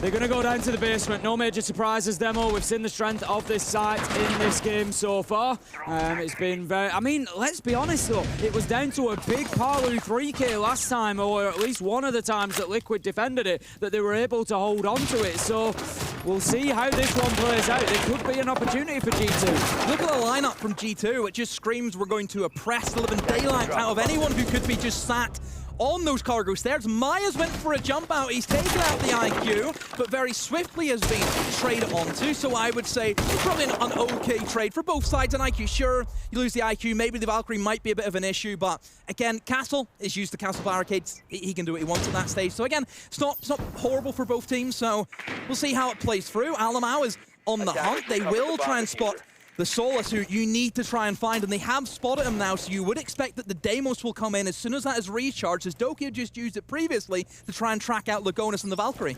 Yeah, you'd expect the next one to come in. Waiting for it, here we go. To Nesk then. He's now available, and there you go. Solus has been targeted, so that's going to leave a lot of information. Doki is coming in looking for the kill, but Nesk tries to play into it, tries to bait out a kill of his own, but he can't find him. Doki manages to slam him with a vendetta. A beautiful headshot to give G2 the advantage on the attack 4v3, but it's Parlus in the same spot. Yeah. Once again, out comes the Toxic Babes just to slow that push, and G2, they'd better have an answer to this. You would hope so. Doki still has 1 scan left. If they can spot out the smoke, I don't know if they have, then they can track Palu, and that will solve a lot of the issues. But like I mentioned before, just have one person push from one side and the other from the other, and flash them out, you should have no problem whatsoever. But again, you're just slowing down the clock. Maybe they're going to try and avoid it. C4 has also been ripped there by resets, but nobody has really went into that location to have that C4 of any form of value. Doki now creeps around, will eliminate a bit of barbed wire. Smoke also gets tossed in, but just look at the time again. Polu is just playing it so well. Now he can go for the flank. Now he can go for the aggressive play. And that's exactly what he's doing. He's looking to step up, and he finds his man. Takes down Doki 3 versus 2, though, as Benja has managed to get down onto that basement level. Lagonis comes around. It's going to be up to him. He can't find it. And G2, they managed to take the first attack. And now they're going to move on to defense, Demo. This could be their game. Oh, my goodness, G2. We were sitting here debating. They have to get rid of Polu. They have to. No, they don't, Tim. They don't have to get rid of Polu, they just avoid him. Let's go for the other players. There's no point pushing against Polu, who's had our lives every time we went against him. Let's just go for the weaker players in the site, and they did that. They used the man advantage they had gained. The way that they moved around the map, using the Deimos, using the Dokkaebi to clear away the roamers, was extremely well done by G2. Just look at that example, clearing away Nesk and the Roam and the Solus. I thought that was extremely well done. Yeah, it was good. Just gives you that man advantage is so crucial. Even if Doki dies, it's still a 3 versus 3. Again, you get a big kill, it goes into the 3v2, you try and get the plant down, there's still a guy above, so Polu isn't going to be able to do much from the vertical angles you expect. Oh, he's above, he can go aggressive, but no, there's still somebody above being able to check him. G2, they won top floor twice, they won basement twice, they did lose the top floor once, so I think we're likely to see basement, and that is where they've lined up. And this could be their final stand. All they've got to do is hold on for 3 minutes. All they've got to do is win this round. After 3 hours of play, they are in a position. They've now got the series point. Liquid have had their chances. They were 6-4 up. They were unable to close it out. G2 now get their throw of the dice. They're going to get 2 chances, because even if Liquid win this round, there will be 1 more to play. Can G2 close it out on NightHaven? Liquid, looking at their lineup. Again, pretty orientated as well in terms of trying to go above and clear away the roamers using the Dokkaebi. You have the bucket as well, so you can do some form of the soft destruction, as we know. But like last time, G2, they're not wanting to give away that control for free. They want to make Liquid work, and that's one thing you have to commend both teams. They have really shown the best out of each other, haven't they? The setups and the defense, they have made the attackers work so incredibly hard, which I think makes it even more impressive that the attackers are winning rounds. It's just how well the defense has been playing, how well they've been setting up, and the attackers are still finding a way through that. Tentative start so far. It feels like one of those rounds that Liquid really don't want to lose, but you've got to play it like you want to win it, not like you don't want to lose it. You've got to go in there and maybe try and get yourself an advantage, but it's such a difficult balance to find because, of course, you don't want to give G2 anything for free. Nitro comes out. That could be a big moment. Capcan down as Maya manages to find the kill onto Benja. We know he's had some big moments, but Dokkaebi is there with one of his own onto resets. However, he's going to stray into the path of Parlu. Nesk manages to pick up Uno, and this one looks like we could be set for every single round of map 3 because it's up to Alamau and Virtue. 2 versus 4, 1 minute 19 left on the clock. Liquid have got so much time to work with Demo. They've got 6 drones, they've got a ton of utility, they've got everything they need. All they need to do is slow it down. Just take it at your pace. You've done the hard job. You've gotten 3 kills and you've only lost 1. Hatches are soft, some of them are soft that you can use. Look, garage hatch is already opened. There is options now for Liquid. You've done a bit of vertical action as well. Now you need to get the drones in. You need to get some form of information. They still have 6 drones alive. Get one of them sent down there. Get one of them to check out where the remaining 2 players are. Almost swinging into the hatch. Virtue almost had him, and he will be just tiptoeing around, but Maya is there to stop it, and now Alamau. Brazil versus Brazil. Alamau brings one with him, but no more than that. Liquid pushes all the way to round 15. What matchup we are being treated to. 15 rounds on map 3. Get the defib. Get the defib. We come in here with 4-2 defensive halves, Demo, and then the attackers win both of the first overtime rounds. What is going on? Liquid now find themselves on the defense. Will they be able to find that defensive advantage when they need it most? When they're going to beat G2? When they're going to get revenge for SI24 after G2 sent them home on home soil? Can Liquid get it done and send them to the lower bracket? And the issue we have, like you mentioned, both the overtimes were won by the attacks. Who does this favor then? Who does this go to? Who knows at this point? It's anybody's. Looking at the way G2 have attacked the top floor previously, it has been about using the Monty to gain early control of areas such as Garage, forcing the pressure onto Liquid. I look at, the kind of connector electrical side. G2 have not been interested in that whatsoever. Everything's coming from Garage and Fish. Every push has happened from that side of the map.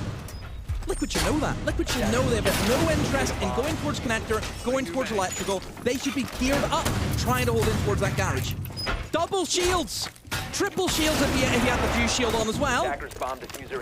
Double shields they've brought in. They've got one form of hard breach being a hard breach gadget. What on earth have they got? What is this?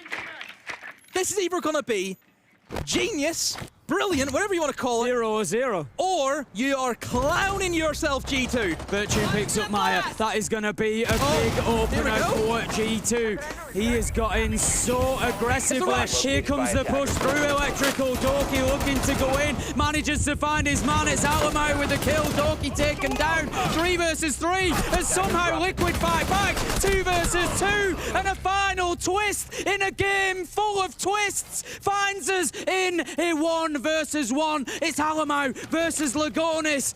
It is a shield fronting up to the bandit. Alamau, we've already seen him in this position, and he won it out last time. This time, he takes the damage, and Lagonis will hit it, the Nitro that sees Liquid win what has been an unbelievably hard-fought game between them and G2 here at the Manchester Major. What a way to finish it off! I was expecting this could be the longest 1v1 in history. There was 2 minutes on the clock as that came in. 2 minutes! And then a C4 looked as though it was delayed. It was a dud, it was a full C4, and then it just blows up and it catches him. I mean, what a way to finish it. It felt a little bit anticlimactic. Oh, he just blew up out of nowhere. Stepped on a landmine. What a toll that must have taken on both sets of players, Demo. They'll both know that they've been involved in a special matchup there. That really does tell you what a perfect time for it. It's day one, and that just reminds you of exactly why we get so excited about these major events, about these international tournaments, because that is the excitement, that is the entertainment, and that is the enjoyment that we've got to look forward to for the next week and a half. I mean, what a map. Just a roller coaster of a map. You know, sawed off the first 2. That was the best of 1 we were watching. It all came down to it, Demo. It all came down to it. We now have Milosh. He's with the winners. He's going to have a chat to Palu. Thank you very much, lads. And yes, congratulations to Palu and Team Liquid. A tough game to go to max OT. Emotions are running high. Red, how are you feeling? Yeah, it was a great match. I think we struggled a little bit on the bank, but in general, we were playing really well. That's it. Like, we did a really job playing for the game, and that was it. Let's be honest, where was this Team Liquid during the stage? What was happening there? Yeah, it was hard at the beginning. Like, I always say, like, a tough start's good because you make you stronger to the journey, you know. So yeah, it was a good start. We made the roster move. Like, Maya joined us. We were like feeling a little pressure at the beginning, but we built a really strong team. I think we are ready to beat anyone. It's very good because I've seen Liquid over the years. I was a bit of a Liquid hater during the stage, not gonna lie, but this is big redemption here. What does it feel like to you to get that revenge on G2 after SI and knocking you out of the running on home turf, and of course with Alamo on the other side? Yeah, it's like at the Invitational, we were kind of, it's hard to explain, but we were playing, but we knew that we were like limited, let's say. Like, we could reach it, maybe the semi-final, a final, but we knew like our team wasn't like that strong at the time. So like, we made the move, as I said, with Maya. He made so much joining us, and we are a unit right now. Like, we have a really care for everyone, and that's it. Like, it doesn't matter if we are down 0-6, I think we can turn it in matches, you know. All right, I'm very much looking forward to it because GK on the other side are very excited to play you. Today, Seriously was saying, I want to play against Nesk at least once in my life, so there's something to go through it. Thank you very much, though, Paulo. Congratulations on your win, yourself and Team Liquid. For all those out there, we will have another interview in a bit with Team Liquid as we have Lagotness himself joining us. So if you have any questions and you're a subscriber, make sure that you put them in the chat and we'll take a look at them. But toss it back to our casters for a moment. I'll see you in a minute. What a matchup we've just seen, Demo. It comes back to us now after we've had a moment to calm down. I don't think I'm going to have calmed down until probably sometime about Monday or Tuesday after that game. But, you know, for both of those teams, they've thrown everything into that. What a matchup. And in some ways, I look at it and I think, win or lose, surely that's got to be at least a good setup for the tournament. Yeah. What a warm-up. You've come into it as hard as it's going to get. And I don't know if you recall what I said earlier. It's like, you can still lose the game and still look good. I think that's the case for G2. Well, yeah, I think so. I'd agree. They've lost the game, but down to a 1v1. Yeah. You know, G2, again, I think they looked a lot better than what they did in stage 1. I think they've kind of carried on that momentum that they had in the LCQs. And look, it's one of those matchups where it comes down to a hairpin. You know, like, just it was such a dud C4. I don't know what to say at the end there, but honestly, well-deserved by Liquid. They really dug their heels in. Look, Paulo said it wasn't the greatest of bank. I think they'll just scrap that. They should forget about that, and they'll just focus on the good things. They should focus on their Clubhouse, focus on their NightHaven. Because, look, G2 and Bank, every team will have that same issue with G2 and Bank going forward. I suppose that's a good thing, though, I suppose, for G2, is your Bank was really good today. Just looking at the faces there, the celebrations, how much it meant to all of Liquid to get that first win. We can see our stats from the entire series there. Just, you know, great performances on both sides. What you've got to remember is, if we have an amazing game of Siege that has you on the edge of your seat throughout it, and us as well, That means we've had two teams that have really turned up, two teams that have delivered 10 players that have just done absolutely everything they can inside of the server. And also, you look at the stats, it looks as though G2 across the board are actually performing better, yet Liquid have walked away with a win. Yeah. I think that's a bit of a strange one. You don't really see that, but look, again, like I said, Liquid all how it happens. fairly deserved. G2 not out yet, they still play tomorrow. It also means we get Nesk versus Neskin tomorrow. It certainly Which does. is, I suppose, a fun one. As you say. Whoever's casting that, good luck. That leaves Liquid moving into continuing the upper bracket, play GK, and G2 dropping down to the lower bracket. They get another chance. But talking about another chance, we have another interview, and it's going to be Milosh talking to Doki this time. Thank you very much, friends. We decided to up it to another level, a big us here on the interview to kind of chat about. First of all, again, you know, sorry, you know, game Liquid, you know, but you're not out yet. Talk through this game. What was your attitude kind of all as a I mean, I think the map bans went pretty good. Clubhouse, they're good at Clubhouse. We're not so good at Clubhouse. Then NightHaven we thought was pretty easy, but like we trolled so many threes, you know, these type of situations. We can't be losing them, so. I mean, we played good. We just couldn't close out the. Can't expect to win if we don't do that. So. I mean, with two teams, be a point where it's like, okay, those small mistakes much bigger. What do you think were those kind of small? Because you're still in the running tomorrow. Yeah, like Liquid, like you always need to make sure everything's correct and you have no gap. Today, like people flanked. I think I died. Like I pushed a guy I shouldn't have pushed. So just things like that you can't be doing, I guess, when you're playing against top teams. So losing you learn. Losing you learn. It happens. There was one round on NightHaven that I found wonderful when you were on the attack. There was like a timing push directly to kind of buck the top side into the wall and then walk in and push into the side. I think even Jack himself, Fresh, was sitting back and saying, did they copy that from somebody in Ranky, or at least part of the stack? Because it seems like somebody was doing that in the back rooms of scrims. No, I mean, we just have a lot of creative players and creative coaching staff, so I don't even know what you're talking about, to be honest, so I don't know. That's how good it is. That's how good it is. I don't even know. I'm not even surprised. There's a lot that was going on in that game. But on a light note, what do you have to do for tomorrow? Everybody's seeing G2 out of phase one. That's the expectation. How do you see that going? I mean, we need to beat FearX. I think they've improved since SI, so they're looking good.